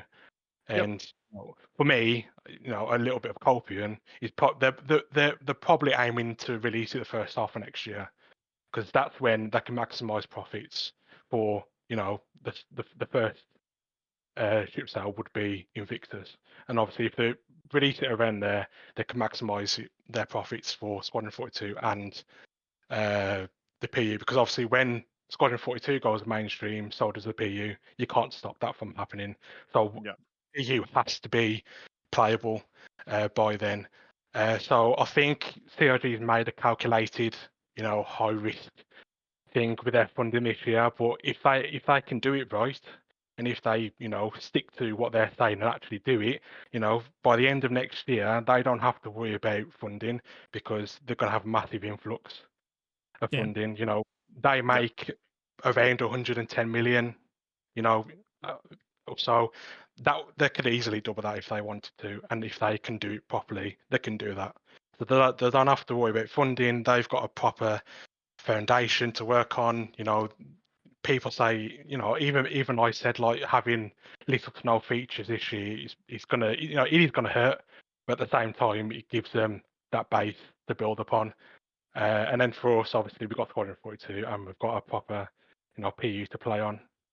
So it's kind of it is a massive risk, and they should be scared, but at the same time, it's a necessary thing. But then again, on the other side of it, most of these issues should have been addressed beforehand, not left to rot, like the transit system and all that stuff, to what the issues that we're having now. So yeah, of course. Yeah, I mean, I have nothing to add to that. Nailed it. Like of course, all of those things should have been solved before. We've been complaining about them the whole time, so I'm still going to be very excited when they say we're going to address the problems. Yes, which is we can't. Don't get mad at people for being excited that they're finally addressing the problems just because they didn't do it 5 years ago. Like, yes, you would be right, but you would also be an asshole. Yeah, and like everyone who is excited for the problems is also like, we all recognize that these were issues ages ago, and we didn't like them then, of course. So, it's more of like it's just a good sign that they are showing to have this attitude, and like maybe a little bit more than previously, as like there's been extra things like. It's not just like one post, we're going to do it. There's like a little bit more backing into it with what they've been doing over the last month. So, but the issue is as well that they, they say that with the monthly the patches, that like you said, Mike, earlier, they have to have a higher standard. Yes. Because they didn't show that with 401. They did not. Yeah. And obviously they said in the SCL that there's some things that they couldn't put in the patch because they needed to, take down servers, etc. And obviously they have an answer to that, but they haven't implemented that yet either. So, it's something that they've just got to get on with and do. And another thing as well with sitcom this year, I don't, to the extreme, that's one thing that would really surprise me if they cancel sitcom this year, to actually focus down on these issues. Zero shot. Yeah. It would straight up never get cancelled. What might happen is that the show changes a little bit. Yep. It maybe condenses a little bit, or they focus less on new features and stuff, and they do something else. There's no shot it would get cancelled. Honestly, just because it's a huge community event. If you cancelled it, that would just be bad for the community at the very least. Yep, true, but they can do what they want to do. Really, it's down to them or what they think that's right at the end of the day. They just need to turn those words into actions. That's all I've got to say, really. I also, just just turn quickly, on my 'cause you- light so everyone can see my dog Supermaning over here. Nice. I did just want to mention right now, because you reminded me of something, Frosty, that we did not mention about the SCL, was that they mentioned, monthly patches, but also Benoit said they are looking into regular downtimes or more regular downtimes, which does not necessarily mean like a weekly downtime, but the sort of implication that Benoit was saying was, if a patch is terrible and it needs a reset, we'll do it. We're gonna do it. Yeah. Fantastic. So, Yep. Anyway. Yeah. That's all I got. All right, Frosty. Awesome. Thank you. Cheers. Appreciate it. And as always, thank you, Frosty, for everything, because Frosty's our mods. He's awesome. People in chat were putting their hands up like, oh no, Frosty's here. Hello. Right. What's up? Next caller is PepicWalrus. I made sure to make sure my mic was working this week. There you go. Oh, good. Frosty kind of stole my main talking point with Twitch. All right, all good. Head off then. Cheers for the call. Yeah. Talk to you later. But I just came in not to do a victory lap, but during the 2025 call-in, I did make one of my predictions, being that they did mean this focus on stability, and here they are doubling it down again. I think the way people need to look at this is, if Croncy, as you've said, if Squadron 2026 surely is the year of Squadron, 2025 needs to be the year of getting Star Citizen ready for Squadron. Exactly. Yeah. It's, they need to make sure they can capitalize on the PU, or on Squadron release for the PU, because they're going to be tied together. Oh, yeah, for sure. And I mean, vice versa, too. Like, would you buy Squadron after playing Star Citizen? Like, it goes both ways, too. Right? True. Where they're really going to make their money, I think, is on Squadron, because that's where their investors will probably make. I think that's what their investors invested in. Yeah. And then the marketing of Squadron. I think they're going to yoink all that money straight into their pockets, most likely. So they want that to do really well. Yeah. But that's just speculation. I'm just guessing. Yeah. And we're already bought in. So I mean, they need to make sure they're going to be hitting beyond their current sphere. So they need to start hitting like the Game Awards and games, returning to Gamescom as well would be interesting. Just like a trailer or something, like, hey, come see more at CitizenCon. Yeah, they'll do they will do the whole regular press tour type thing. Once we get closer to a Squadron release, right? There'll be trailers at Gamescom and the Game Awards. They'll be at PAX. They'll be at all these other locations. Where they won't be is in Australia, because they keep not coming to buses in Australia's. I imagine we'll see all of that, to the point that we'll probably actually see that towards the end of this year, if it is in fact ready for 2016. Which is a big caveat. 2016 plus 10. Exactly. So if it is in fact in ready for next year, then like the Game Awards are what, December 12th. So I actually would not be that surprised if we see it there. And I also really want to make it clear to everyone just how little people in the gaming community as a whole know about Star Citizen. It is far less than you think. Far less. They may know it exists, but they know nothing about it. It'll either be they've literally heard the name and blocked it from their memory because I don't care, whatever, or scam game or whatever. Like it is genuinely just like people do not know much about it. And that'll be a big thing for them to do. They've got to try to sell this game. This is, by all accounts, a AAA game, with the exception of not belonging to a AAA developer. So they need to promote it as such. They want to be. They definitely want to be. Yeah, exactly. If there's a playable demo as well, they need to make that public for everybody. They need to make that free. But if taking this year to actually make the game playable, to make the foundation good, and it puts 1.0 out an additional year, that's fine in my case. The wait, I mean, I've pretty much half my life. I'm almost 30, 15 years coming up. I'm already in. I can wait a few more years for 1.0 if it means the game's going to be playable, actually, because the wait will be more bearable with if the game Yeah, actually you'll be able to have more fun Yeah. while you're waiting. Because right now I kind of have to LARP 1.0 to actually enjoy it. I have to like pretend to live out of my ship properly. Yeah. But yeah. Yeah, I'm tired of other than- LARPing. Yeah. I don't want to LARP. I want to actually play. Yeah, I want what I'm doing to matter. And yeah, like Croncy already did his Eve reference, but like when I log into Eve every day, I have things to do. I'm not LARPing. They're actually meaningful. They mean something to me, and that's what makes it enjoyable. Yeah. They are pretty mundane things, but because they're meaningful, it takes mundane things and takes them from down here, like we have them in Star Citizen, all the way up here, and make them fun.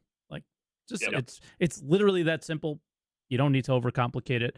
And I hope when we do get content and whatever features we do, is they have that part in mind, right? You don't got to overcomplicate things. Just keep it simple. Yep. But that's my main talking point. I'll just go through just the quick things. The cuck chair, I think, might very quick. Yeah. You've got like 2 minutes. The cuck chair might be the best subflare yet. Only other thing that can top it would be an M50 race car bed subflare. Oh man, that'd be hot as hell, yeah. Oh my god, that'd be I love awesome. that idea. $30. I like the narratives. I think use. Don't this spoil. Time Don't spoil. I haven't finished. I haven't finished phase 2. Okay. I think I know, but but using this time to basically as a prequel to the 1.0 story, like the next few years, just build up to that and let us get involved in that. Get community gold in, and then once a quarter. Or like even like twice a year, have Chris and Rich Tyre play like a live stream. That'd be awesome. If they... That's what I'm saying. That'd be sick. Just to very quickly touch on the narrative thing. When we've been doing missions in Stanton, with the exception of dynamic events, and specifically here I'm talking the Xenothreat dynamic event and like Siege of Orison, all of the factions that you dealt with, you just never cared about their lore. You never really cared about the Dusters. You never really cared about even the people that you're helping. Whereas now, the interesting thing with this phase 1 and phase 2 is like, okay, I dealt with the Citizens for Prosperity and the Headhunters, and now when I go to do missions for them regularly, there's like a lot more connecting me to them, which is cool. That's what you want. I still feel that I don't care. I still feel that I don't care at the moment though. Because when we do stuff with them, it doesn't impact the game world as much. I guess it does impact us and where we're allowed to go, which matters and is very good. And I'm happy they're doing it, and do not want to knock that. That's why. But I think they can go. They can go further. Yeah, that's why I like to see community goals. Like for this, whatever of the 3 factions have the most engagement, make them the winner. Like give them some advantage in the next chapter. But other than that, I'll lead it to the next guy. So, farewell. Sounds good. Well, thank you for the call. We appreciate it a lot. We'll catch you around for the next one. Cheers, man. Yep. All right. Sorry, they did not have my food at the grocery store like that I would normally get, so I just made a quick audible. Our next caller is CleverBard, though. I got you. Just bring up your name here real quick. How you doing, Clever? Doing well. I'm going to make this quick. I got some notes, actually. Let's go. First thing that comes for that 3-hour thing is what comes first, the hammer or the nail? You know what I mean? For a long time, I think they've been hammering nails with a stone, and now they're making hammers. And the best way that I can describe that is what he was saying about the mission team using old tools that were archaic, and now they're either giving them new tools or they're making new tools for them. Yeah. And those aren't going to come in as features, but it's going to make the current features work with server meshing. And they couldn't build a hammer until they had the materials to make it. Speaking of very quickly on that example, in the monthly report, one of the ones that we did miss is in the mission design. They do talk about that there is stuff being worked on for the mission team, and the wording is it should improve the experience of all missions, including old ones. So that could be speaking towards that. Yeah. Oh, and speaking towards that, it's the mission givers in game. You can walk up to any of the medical people, any of the people, like there's tons of people you can walk up to, and you get a little dialogue box, and it's like, no, I can't get to a room right now. But that's in the game, but nobody ever uses it, and it's never featured because it doesn't go anywhere. But they don't have to. It's a feature that's in the game. You know what I mean? but he said in the 3 hours they couldn't make that work because many reasons, but also they had to add their own mission layer that goes across all the meshes, which I think people don't understand the game it could be when they say if the game was bugless, we would have a good game. And I think we judge that on the operation of the past game with the bad tools.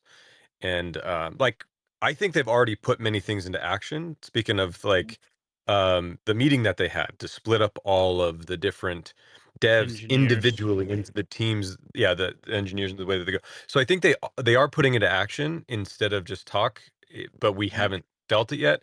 And I think the biggest thing is that they're having to build these tools to work with the thing that they invented and they didn't know how the tools would work. You couldn't, like, you can design engineering gameplay and base building and all of those things kind of before you get to server meshing.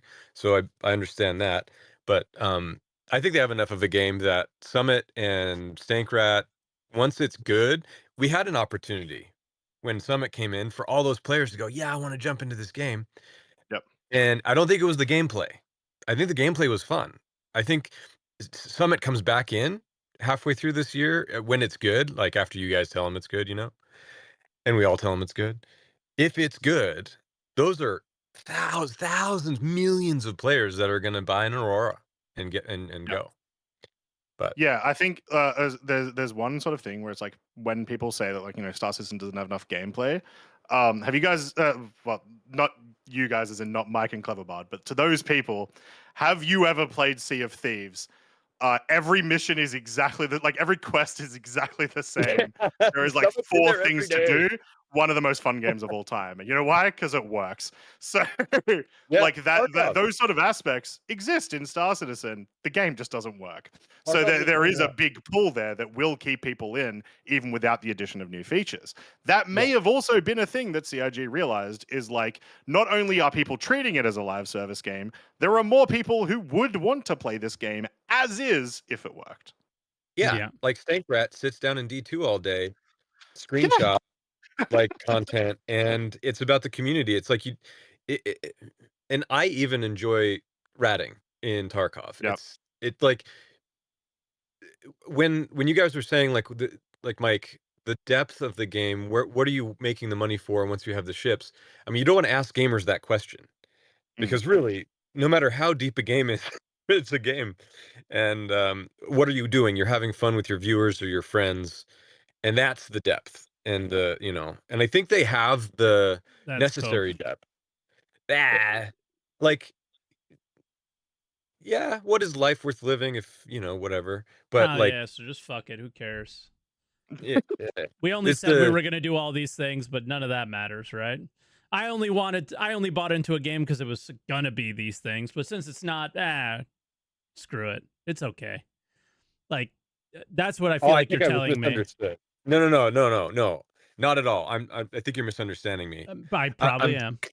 From like a philosophical existential crisis, if I examine video games in my life, I don't play the video game for the depth per se.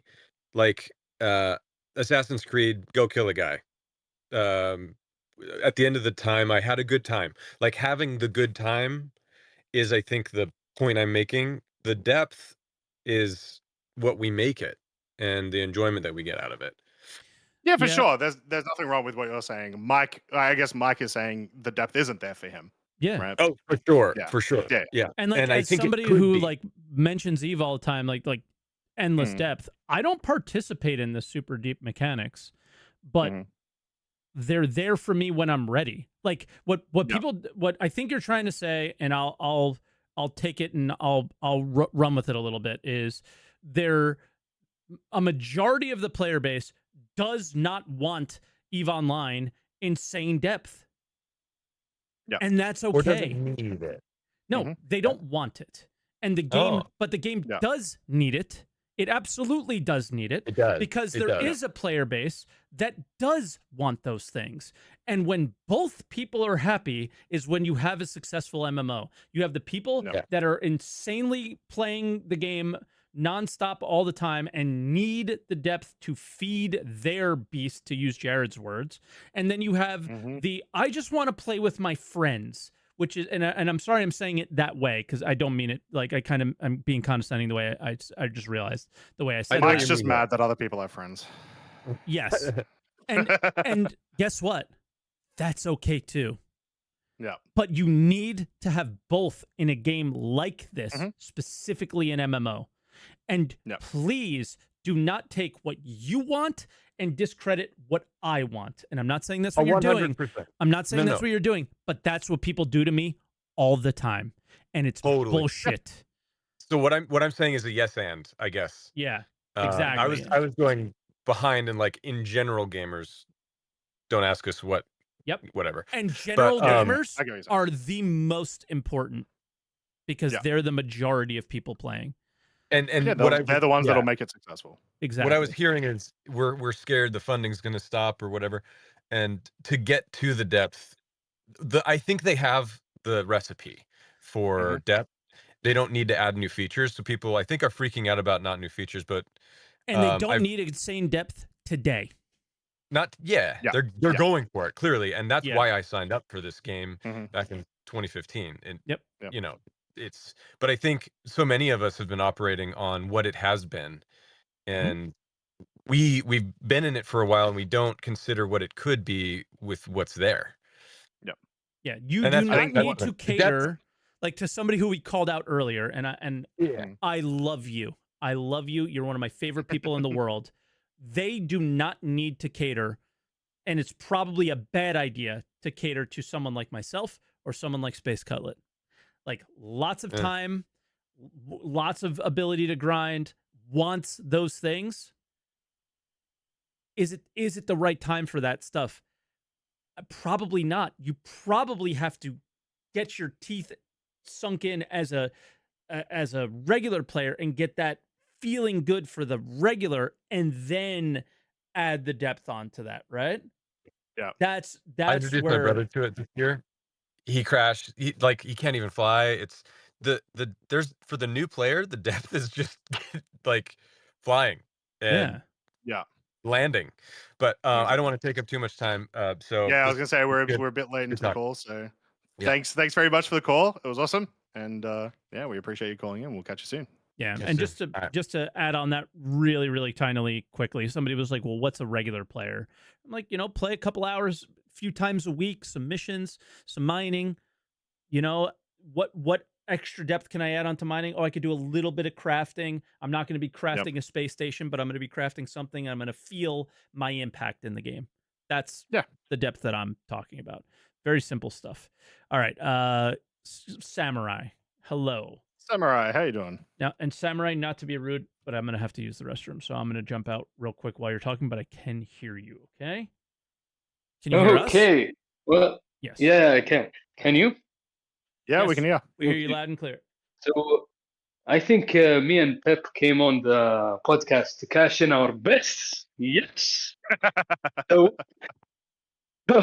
I think me and him were like the most pessimistic of... I mentioned something like no features until Citizen Come. I didn't think that will fall through. I was saddened by this, but I think it is for the best. I think there is an opportunity for Star Citizen to grow from here.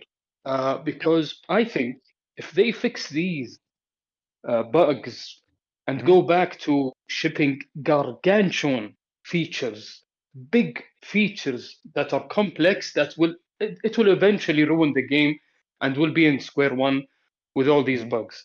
I think, Croncy, you remember the call with Benoit. He mentioned these endless bugs, like tens of walls just to get to a bugless experience, right? Fix this bug and just discover another one. They end up all depending on each other, forcing more bugs to then have to be fixed.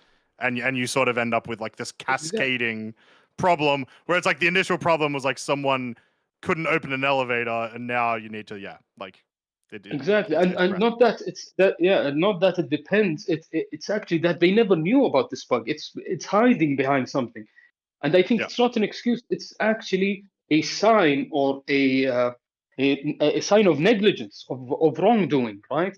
I think they should avoid this in the future. They should start simple, like for an example. I agree. They should avoid bugs in the future. Exactly. No, avoid like Got 'em. shipping complex stuff. So Salty mentioned multiple times. Sorry, just very quickly, specifically shipping complex stuff where like everything that it's depending on is 10-year-old tech, and that's causing all those issues, right? I don't know, but I'll give you a pure example. Let's take this as an example. It's something that I'm really fascinated about, looking forward to it. Mike has mentioned it multiple times, which is salvaging someone's ship as a mission, not as just like illegal stuff or hoping that it's unowned. Let's say the tier system, right? A lot of people mention the tier system, but the tier system is BS. It's just BS. Everything's stuck on version 2. Cargo missions should be on version 364. Every small change should be a tier on its own. So if we take salvage missions, let's say, I would start super simple with something super stupid. Like, let's say, whenever someone crashes their ship, a random arrow salvage mission pops up. It's unrelated, but it's my first step to linking these two events. Then I would eventually make it more related. Suddenly, the mission is not just a random arrow, it's actually a similar ship. Eventually, I will reach a point where the actual ship that crashed is the salvage mission. But I will start simple. So if something goes wrong, I can catch it. It's not like there's 100 things that can go wrong that have 100 other things that are behind those 100 bugs, and I'll never have any quality check over these things. I think it's important, honestly. I may be a little lost here. Like what you're in my brain, what you're explaining to me is more complex than what they have now. No. It's like like any type of mission refactor. If they start with small arcadey solutions that are like prototypes more than actual features, that would be much better. So if you as you know, Croncy, you go to the Moby Glass, you choose a salvage mission, you pay for you pay the fee, and you go salvage an arrow, right? Yeah. Let's say you go into the server, no salvage missions. Until someone crashes their ship or claim it, but your mission pops up. That's a more complex system. Because you're just but it's just but it's just easy. How the fuck do you know it's easy? Yeah, that's the thing. Like we don't know if that's easy, but you're just claiming it's easy. I know. That's the part. I'm taking an example. I'm comparing this to a whole refactor where I sync someone's ship to the mission system and make it a cross-shard mission. That sort of stuff. I'm comparing that end game feature to something that's very rudimental in the beginning. I'm not saying it's easy. Yes, I might have said that. What I'm trying to explain is it could be a simpler version, a much simpler version. You guys remember that we started spawning in our hangars. That's amazing. Yeah. I vouch for that. I vouch for disabling any non-critical system. And how would someone, figure out what's a non-critical system? That's their job, to understand our needs, to understand the value proposition. I think a good test is to ask you, Croncy, when was the last time you craved playing Star Citizen? You're off the streaming business, and you're in doing something, and you craved Star Citizen. Did that ever happen? 21st of December, 2024. Nice. AKA the day the full photo came out. That was it. What did you crave doing? Playing the game and going to Pyro and experiencing all the new stuff. I very quickly want to go back to a thing that you said, because I feel like a lot of what you're saying sort of like cruxes on this is like you were saying, you loved the elevator. You loved the spawning us inside our hangars.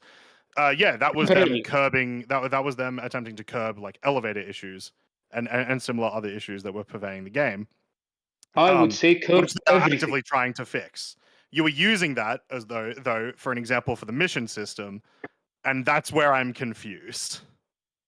No, no, I'm just saying that like there are things that you and Mike mentioned that are important, like connecting. Like you mentioned the pure and brilliant example, which is Sea of Thieves, right? Yep. What makes Sea of Thieves great is that the content creator are the players. I know it's one part of what Star Citizen is. Some people enjoy other things, but at least the part I think is great, in my opinion, is content created by players. I don't know. That's sandboxed. Yeah, exactly. and That sandbox experience. Star Citizen's too focused on like these missions and things that break all the time. I don't know. Maybe if they just focus on this core element, then they go back and try to fix the immersion elements that will complement the core value of Star Citizen, right? And I don't want to define something the core value of Star Citizen because as you mentioned, Mike, a lot of people want something different from this game, but it can be defined. I think they did a great job in CitizenCon. They tried to do it. I think they can do even better and build from there and avoid things that are not critical, right? For now, temporarily. Which I think that's what they're doing. Yeah, I'm all for what's happening right now. But hopefully, as I don't know if you heard this, Mike, but hopefully they don't go back to shipping huge stuff that will just break the game again and repeat the cycle. They're gonna have to deliver huge stuff at some point, but yeah, hopefully it's not. I think they can start small. I think. Yeah, and I think the big takeaway from that, even when they do have to release big stuff, is in the past when they've released big stuff, the bugs that were still in the game currently and the stability of the game just before that released were bugs that existed for years. Small bases first with base building, building FPS weapons first with crafting, not spaceships, and so on and so forth. Yeah, exactly. And I'm mentioning, as simple as possible. So things that look gimmicky, but at least we can test them before they break the game. Yeah, I don't give a shit about the whole it's gimmicky or that's arcadey. I don't care about that mentality. I agree. From people. Exactly. Yeah. I exactly agree. Build okay, guys, thank you very much for your time. All right, Samurai, be good, man. Appreciate it. Catch up. You too. Thank you. That was fun. It was a little roundabout, but we got there. Snugs, if you're watching the stream, all right, yeah, he is. Yeah, thank you. Howdy. How you doing, Snugs? I'm doing well. How are you guys doing today? Good. Pretty good. Nice. All right. So obviously, a couple previous callers have touched on like a few of the things that I was hoping to bring up, but I just want to kind of come out the gate and say that the SCL for me gave me a lot of faith in the direction of the company. I mean, I know we saw like all those layoffs kind of happening at a more strategic kind of managerial level right after 4.0 dropped and a little bit into the new year as well. It's clear, and obviously they're never going to talk about any of that stuff publicly, but it's clear that there's a pretty big shift happening at CIG on the whole. And I think one of the things for me that gave me a lot of faith that this isn't them just saying a bunch of things, and obviously like that still could be the case, and actions speak way more than words in this case, but the fact that Benoit said, like, we're nervous. We don't know how this is going to go. And I think to me, I had a very similar reaction, like to you, Mike, watching that of like, I don't know how this is going to go, and I'm nervous about this. I got for the so much shit for that. No, like, that resonated so much guys. when you said when you said it, and I think them saying that also made me feel like this is more of a real thing that we're gonna see. I think it feels the only thing that feels different or that is different is we are not being fed as much bullshit, I guess, and it just felt a little bit more honest because the person who was on camera is just incapable of being dishonest, I guess. That doesn't mean it's going to work. That doesn't mean they're going to get full buy-in forever.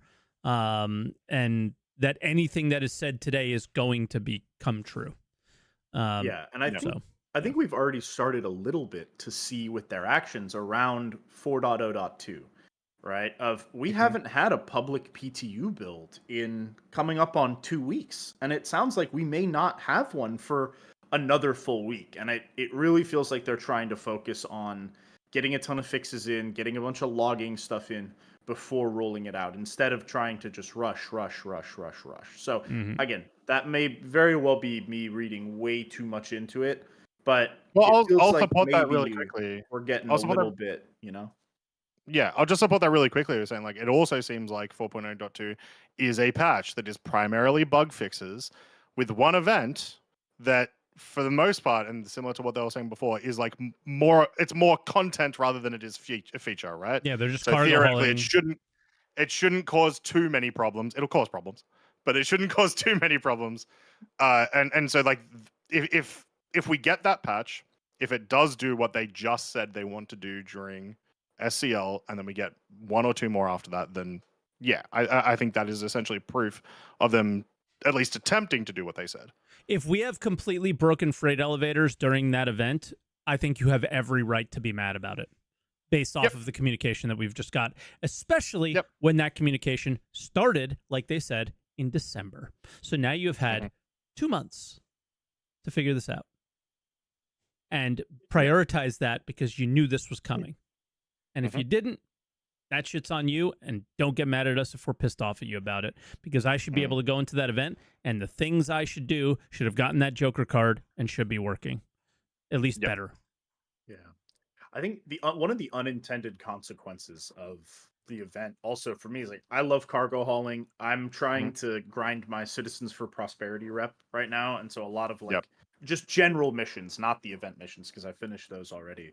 But like every freight elevator everywhere in Pyro is screwed up because there's floating entities and like the validating freight error or whatever. Like the event missions, because everybody's been spamming them for CFP to deliver all the supplies, everything is bricked. And you That's get why there I did it on day one. I was I'm nope. so happy that I did it on day one, because I don't understand how you could do it right now. And you get there and there's a pile of 100 boxes of mission supplies that other people have tried to deliver, didn't, and then the next people have come and they've just thrown the supplies to the side and tried to put theirs on, and so there's these piles of stuff everywhere. But also, I know that the other thing I wanted to talk about was missions and stuff, and I know that when I was on last week, I was talking about the new player experience, because I had some friends who just started. One of the things that, because all the content was broken, we ended up doing was literally just taking a tour of all of Stanton and all of Pyro. And when we were at Orison, we were at the bar. I forget the name of it, but the bar that's like up in the shopping center or whatever. And one of the things that is got to be not OH&S compliant. Like, you're going to fall off the side of that thing while drunk, 100%. Anyway, continue. But one of the things we all did there, and I hadn't seen it work in a really long time, was walk up to the bartender, press the little interact menu key thing or whatever, and actually order a cocktail from the bartender. And I ordered I think it was a whiskey and cola or whatever. And I was like, oh, that's a great choice. And I watched him step back and go through an animation of pull a glass out, put ice in it, pour a drink, hand it to me. I was able to pick it up, and me and my friends were all able to do that. The game is great. Bartender AI working finally since 2020. I can get it on the invite release my friends. No, but what that Cancel got me this on initiative. It's feature time now. But I thought that was a super cool thing, and my friends did too. And what that really got me thinking about was, my other main game is Tarkov. I have almost 4,000 hours in it. Tarkov is a game where it has an incredible amount of lore, similar to Star Citizen, but you don't really ever feel or see that lore and feel connected to it. And I feel like games like I World of would argue Warcraft, Tarkov, it's even worse. Like For at su- for least sure. when I'm playing Star Citizen right now in Pyro, I will hear conversations about people talking about like or just the local companies gangs. of the ships and Exactly, stuff. yeah. Whereas when I'm going through Tarkov, I am skipping every single like wall of text about every mission you have. Right. No, absolutely. And I think Yeah. they've started a little bit of. I actually went when I was doing the event in SC right now, and like really read through all the journal entries and read through all the mission things. It was like, okay, this sounds cool, Yeah. but I don't feel it. And I think Mike, you've brought that up before, and that one interaction with that bartender made me feel more connected to that wherever. So I really hope that we see a huge push this year of like, let's get some mission givers into the game. I think that is going to take up the kind of immersion and feeling connected to stories in the game so much more. So if they're really serious about this big content push, which I'm all for, because the more that things get stable, the more people are going to realize how little there is to do with the game in current form. And having things that people can be really feel more connected to is important. And you'll never get that connection from reading through walls of text. Croncy, like you said it, I can't remember the last time in Tarkov I read mission text. I don't need I don't need mission givers per se, but when I take a cargo mission for Kovalex, Jinx. If I take a mission for Kovalex, the when I pick up the order, when I drop off the order, how nice would it be to have a little, oh, thanks, mate. Appreciate the the quick delivery. Can't wait for your next one. Yep. Right. And then, 100%. but then add some interesting like, well, Kovalex is like this, but Redwin Linehall is like, well, hey, I also have this sneaky mission on the side if you want to take that since you're doing so good, right? Yeah. And like, it's it's something that it sounds like based on the monthly report.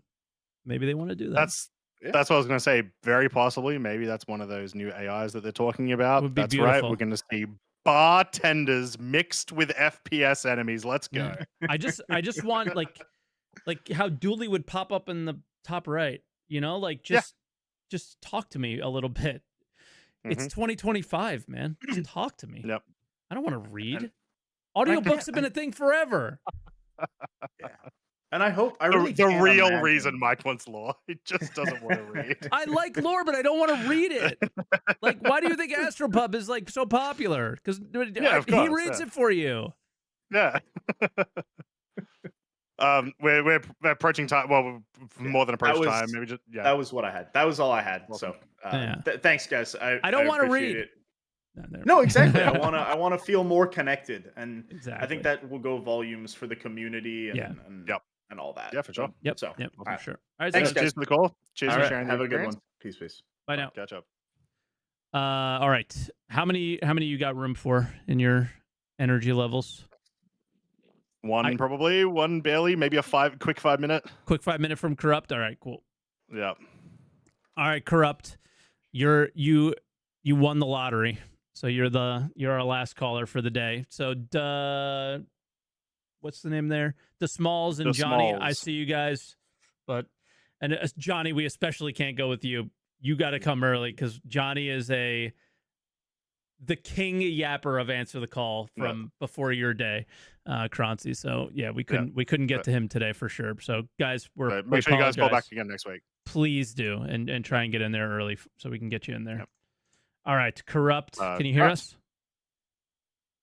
Of course, we did the whole thing. And he's not there. Absolutely memed. Well, good thing I'm prepared for Dasmols, so I'll bring him in. All right, Dasmols, can you hear us? You snuck in. Yeah. Hi. Yay! Okay. Howdy. All right, what would you like to talk about, Dasmols? Mostly about CIG's weird thoughts of putting in. I got the volume. Via, I don't know, on an unstable live onto Mhm. a further unstable live. The So Smalls, I people- put you up to 200%. Can you get a little closer to your mic or possibly raise it a little bit? Is this better? Yes. Yes. Sorry. There we go. Sorry, yeah. If you can repeat your thoughts. My concerns regarding their events, Okay. specifically in this state of the game, with 3.24, was it easy getting into 3.24? Could you stay in 3.24 to No. play reliably? No. So that's when they pushed out Save Stanton. Now, I'm not bugged about the event as a whole. It's more about the rewards. Mhm. It's the thought, okay, you want people to play this, to do this, so you Mhm. give them rewards. But maybe, just maybe, you hold that off until you can be assured that your community, your players that actively involve themselves in the game development, can be a part of the event. Yeah, of And course. I mean, I would hope that would be part of the initiative that they're talking about. But then it goes on to the second event, and then you learn, oh right, if you couldn't play Save Stanton, yeah, you don't get any of these nice rewards. You had 3 months. You had 3 months, and every single time I logged onto a server, somebody asked, is anybody doing the Idris? Is anybody doing the Idris? Is anybody doing the Idris? No, I couldn't log in. I literally couldn't log in. Like, there were a whole slew of people in my community that we were just locked out. Yeah, no, for sure. That's a Yeah. no. I do think that is a genuine concern for sure. Okay. And That and part it is a I'm not problem. aware. Yeah, see, that I didn't understand by what you were saying. Like, I thought it was just like, oh, the game sucks. Yeah, like, And or I like you didn't didn't have feel- time or something. But Yeah, or no, I didn't have yeah, time, where it's yeah. like, you had time. Okay. Yeah, being fully bricked and not being able to get in is for sure a massive problem. And I agree with you. There should be initiatives in order for those sort of rewards to be either done another way or like it's you've missed out on something that. First off, you missed out on the content itself, which had a lot of bonuses to it. It was quite fun, some of it. But then, of course, missing out on the rewards, which, to be fair, they have said should be acquirable in future. At the very least, not necessarily the skins of the rewards, but like the like the stats of the rewards type thing. Mm-hmm. That with their initiative going forward, that needs to be a higher priority. Yeah. If more than even like 0.1% of people can't log in, it has to be a massive priority. Yeah. Like the order my repeaters were primary- probably the best thing too, and you missed out on that. That sucks. Yeah, exactly. That's one of the things I'm bugged out about, and the paints. But what annoys me the most about it is just the amount of people that didn't get to experience it. Mhm. Because it was apparently a rather fun event, right? A rather good event that likely won't when it come first back. came out. Once again, when it worked. Yeah, Yeah, it was there you go, when it the worked. most excruciatingly horrible experience to complete when 324 was closing, and I was trying to rush to get my alt accounts to finish. It was horrible. Yeah. I had just gotten out of hospital, and I still thought I had time. So I got on. My first time on, game CTDs. The second time, I finally reach it. I'm just about to do it. CTDs. Oh, and you're shard locked. Good luck. Yeah. Yeah. Yeah. I mean, I would say what you are describing is also very likely to be one of the things that sort of probably push them towards this initiative. If this ends up happening, if it all ends up working and they end up focusing more on bug fixing, right? Yeah. Yeah. So it's hopefully what I'm hoping is that the story that you've told us just doesn't happen again ever. That's where we need to be now. It's just confusing to me, as I have worked in the gaming industry, and many a times I've stated this in your streams too. So it's just CIG seems to do their development backwards. Like, they create the shiny thing. Oh yeah. Then they create the features. Then don't they seem create to. the foundation. They do it backwards, but then they claim that they're explaining to you how game development works, and it's just not the truth. They are showing how their game development works, but no other studios do this stuff this way. and there's a reason why they don't. It's Yeah. not about it's more efficient this and it's more new. No, we Clearly go isn't. basically think of it like a real life product. You want to make a circle that's got a face on it. Okay, where do we begin with this circle with a face on it? We got to turn this piece of metal into a circle. Then we got to put, a face on it, a nice one, maybe yours. Just grind that in, and there you go. You got your product. CIG, however, decides, let's put a face on this. On what? On this. But on what? On this. On this thing here. You mean that giant flat steel stock that has yet to be cut down? Okay, go ahead. And then go through the entire process of holding, say, a 1,500-pound piece of raw stock to just make a little circle. That's how I imagine them doing it.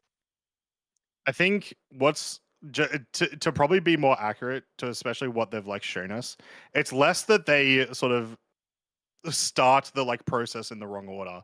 It's more they start that foundation process, and as an example, let's say that foundation process takes 2 years, but then 3 months in, they start doing something that's a little bit more complex that's supposed to use that process. Cool. 3 months after that, the foundation has been rewritten. So now, now that thing that you've done that is more complex that's supposed to be using that no longer works, and it's going to bug out forever, right? Yeah. And They sort of, I mean, they sort of but pass it's also just like, we've talked about the cargo ships coming before the cargo refactor, and then it's like the cargo refactor, none of the ships would look and function the way they do if they did the cargo refactor first. Oh, so it's like the if shiny, they knew, the because shiny they thought first. cargo was going to be one way. Yep. And then they were like, you know what, this doesn't work too much. So now it doesn't fit. It doesn't work as well, right? Yeah. We've So, got the Caterpillar for that proof, and thankfully ships that have yet to come up, like the Orion. So many ships for cargo proof. So many. Yeah. It's rough, but yeah. That's just one of my sorry, I've had my meds, so my brain's all over the place. They're all good. It's my major gripe with this company. I love it, and I love the what would the word be? I love the direction that it's aiming for, because even if it is a fucked up, buggy, beyond hell kind of a mess, it is still a game that you come back to and want to play. Yeah. Is there anything else like that? No, there's nothing else like Star Citizen. Now they're talking about what was it? Crafting and base building, and this goes on. Yeah, we'll see. I see just what sit they in the do. back thinking, okay, right, you're still fixing elevators, trams, ATC, and a number of server-side bugs where item calls your ship with you in it, which is not pleasant. The pink skin of doom. Yep. And they want crafting. Now, I do want crafting, unlike you, so I want to sit in my Pioneer and basically be a hermit that will never Just quickly, be seen you said again. unlike you, SaltEMike, who is probably one of the No, I think you biggest said like I'm like people you. of crafting. I'm like you. Okay, Yeah. okay. Yeah. My apologies. Australian. The accents, Yeah. they get you sometimes. Aussie will always be Aussies. But But yeah, I don't know. I think that's where we'll probably leave it, because we snuck you in at the end there. But that's fine. we appreciate your call and enjoy your meds. Yeah, I'm kind of floating to. I float away. Taken too much. Float You're away all for good, the you're rest all of the good. day. And Cheers for just calling in. keep enjoying the game, and cheers for calling in, and hopefully we get a good year. We'll see. Yeah. And to you too, keep producing good content. It's enjoyable to watch when I'm high as a fucking kite. All right, catch you later. Cheers, mate. That's a good part to send it out. What a way to end the show. But we'll have to see what happens. But I don't know. It's gonna all start out with 4.0.2. Are you? Yeah, exactly. You gonna start there or whatever? It's not going to again, nobody's telling, like Jared was like, oh, people are saying that it should be, you know, the end all be all, and the next patch should fix everything. Some people are saying that. They're pretty dumb. But the things that you are aiming to fix in those patches, hopefully you fix them, right? And if you don't, I got every right to be annoyed by it. It's annoying. We're tired, man. I'm tired, boss, with all this stuff. It's getting crazy. But yeah, so I'll catch you. I guess we'll catch you guys next week, and hopefully we have some cool stuff to talk about in terms of the item stuff. I think that is going to be such a fun conversation. Their decision making on that.